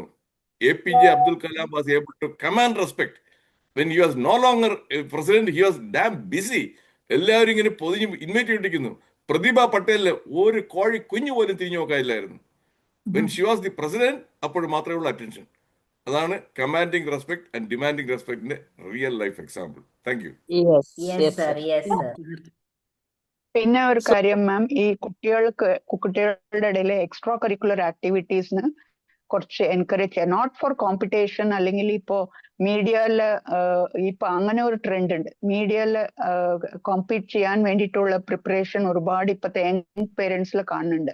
അതിനേക്കാളും കുട്ടികൾ extra curricular activities through enjoy ചെയ്യാനായിട്ട്, പിന്നെ അതിലിരുന്ന് കുറെ ടീമായിട്ട് കളിക്കുമ്പോൾ ടീമിന്റെ എന്തൊക്കെ characteristics, coordination, cooperation, leadership qualities എല്ലാ ഒരു എക്സ്ട്രാ കരിക്കുലർ ആക്ടിവിറ്റീസിൽ നമുക്ക് ലേൺ ചെയ്യാൻ പറ്റുന്നതാണ്. സോ നമ്മൾ എക്സ്ട്രാ കരിക്കുലർ ആക്ടിവിറ്റീസിന് എൻകറേജ് ചെയ്യണം. പിന്നെ ഈ മീഡിയ ഈ ഫോണൊക്കെ അവര് കുറയ്ക്കും. And definitely through extra curricular emotional strength definitely will increase എന്നുള്ളതും ഉണ്ട്. Yes ma'am. ഏറ്റവും ഇമ്പോർട്ടന്റ് ട്യൂഷൻ കൾച്ചർ അവിടെ കംപ്ലീറ്റ് ആയിട്ട് നിർത്തണം. എൻ്റെ മകനോട് 5 കൊല്ലം അവിടെ സ്കൂളിൽ പോയപ്പോൾ ഒരാളത്ത് ഞാൻ ട്യൂഷൻ അയച്ചില്ല. ഒരുപാട് പേര് മാത്സിന് അവിടെ അയക്കാം, സയൻസിന്. ഞാൻ പറഞ്ഞു ഞാൻ അയക്കുന്നില്ല. ഒന്ന് എൻ്റെ പറയാം ഇത് അമേരിക്ക അല്ല കേട്ടോ. ഞാൻ പറഞ്ഞു എനിക്കറിയാം അമേരിക്ക അല്ല. അവൻ തന്നെ സെൽഫായിട്ട് ലേൺ ചെയ്യാനുള്ളത് ഞാൻ ഗൈഡ് ചെയ്യും. He will study on his own. അവൻ ഡിസ്റ്റിങ്ഷനോട് 10ാം ക്ലാസ് പാസ്സായി, 12നും A+ ആയിട്ടൊക്കെ. അവസാനം നാട്ടിൽ തന്നെ സിംബയോസിസ് MBA മെറിറ്റ്. ഞാൻ പറഞ്ഞു ഞാൻ NRI കോട്ടയിൽ ഞാൻ സീറ്റ് വാങ്ങിച്ചേരത്തില്ല, ഓൺ യുവർ ഓൺ. അവൻ ആ ടെസ്റ്റ് എഴുതി ഇത് ചെയ്തു. ഈ ട്യൂഷൻ കൊച്ചുവെളുപ്പാൻ കാലത്ത് 4:30 മണിക്ക് എണീപ്പിച്ച് അച്ഛൻ ഇവിടെ തന്നെ 5:30 മണിക്ക് സ്കൂട്ടറിൽ കുട്ടിയെയും കൊണ്ട് അവിടെ കൊണ്ട് ഇവിടുന്ന് അടുത്ത സ്ഥലത്തേക്ക്, വൈകിട്ട് ട്യൂഷൻ, ശനിയും ഞായറും ട്യൂഷൻ. പിന്നെ എവിടെയാണ് extra curricular activity? Chandraji, extra curricular ആക്ടിവിറ്റിക്ക് ഒരു സമയം കിട്ടത്തില്ല. ഇത് നോൺസെൻസ് ആണ് അവിടുത്തെ ഈ ട്യൂഷൻ കൾച്ചർ. Thank you. സത്യമാണ് കേട്ടോ, അത് സത്യമാണ്. ഓക്കെ, അപ്പൊ dear friends, I think will അല്ലേ conclude, yes we will wind up. Yes ma'am. അപ്പൊ definitely it was an thank you. Interesting session. ഞാൻ ലേറ്റ് ആയ ക്ലാസ് കയറി. ഞാൻ ക്ലാസ് കേട്ടിട്ടില്ല, ഞാൻ ഇനി കേട്ടോളാം കേട്ടോ. Okay ma'am. ഉറപ്പായിട്ട് കേൾക്കണം, ഇല്ലെങ്കിൽ ആ ഇമ്പോസിഷൻ ആണ് കേൾക്കാം. ഫൗസിയ മാമിന്. ആയിക്കോട്ടെ, ഞാൻ ഇവിടെ എന്റെ ഇപ്പൊ വന്നിട്ടുള്ളൂ. ഓക്കെ, നമുക്ക് റെഗുലർ ആയിട്ട് വരുന്ന ഒരാളാണ്, അപ്പൊ വരുന്ന ആൾക്കാരൊക്കെ കറക്റ്റ് ആയിട്ട് ക്ലാസ് കേൾക്കണം. അത് ഡിസ്കഷന്റെ ടൈമിലാണ് എത്തിയത്, അതാണ് ഞാൻ ക്ലാസ് കേട്ടിട്ടില്ല പറഞ്ഞേ. ആയിക്കോട്ടെ. അപ്പോൾ ഡെഫിനറ്റ്ലി വളരെ നമ്മൾ ചിന്തിക്കേണ്ടതും നമുക്ക് അറിയുമെങ്കിൽ പോലും അല്ലേ വീണ്ടും ഒന്ന് ചർച്ച ചെയ്യേണ്ട വിഷയം തന്നെയാണിത്. അപ്പോൾ വളരെ മനോഹരമായി നല്ല രീതിയിൽ തന്നെ നമുക്ക് ഇന്നത്തെ ഒരു സെഷൻ എടുത്ത് തന്ന സീന മാമിനും അതുപോലെ സീന മാമിനെ വളരെ നല്ലൊരു ഇൻട്രോ പറഞ്ഞ അംബിക മാമിനും രണ്ടുപേർക്കും ഒരുപാട് നന്ദിയുണ്ട്. അതുപോലെ തന്നെ ഇത്രയും നേരം നമ്മുടെ കൂടെ ഒന്നിച്ചുണ്ടാവുകയും വളരെ രസകരമായ അനുഭവങ്ങൾ പങ്കിടുകയും നല്ലൊരു ചർച്ചയ്ക്ക് എന്താ പറയുന്നത് സമയം കണ്ടെത്തി ഇവിടെ ഒത്തുചേർന്ന എല്ലാവർക്കും ഒരുപാട് നന്ദി. ഇതുപോലെ തന്നെ മറ്റൊരു ട്രെയിനറുമായി നമ്മൾ ബുധനാഴ്ച വീണ്ടും കാണുന്നതാണ്. അന്നും ഇതുപോലെ 7 മണിക്ക് എല്ലാവരും വരെ സപ്പോർട്ട് ചെയ്യാം. Okay, thank you so much. Goodbye. എല്ലാവർക്കും എന്റെ താങ്ക് യു. സ്നേഹം നിറഞ്ഞ നന്ദി. Thank you and good evening to all. Thank you Ambika ma'am. Bye. Okay, thank U.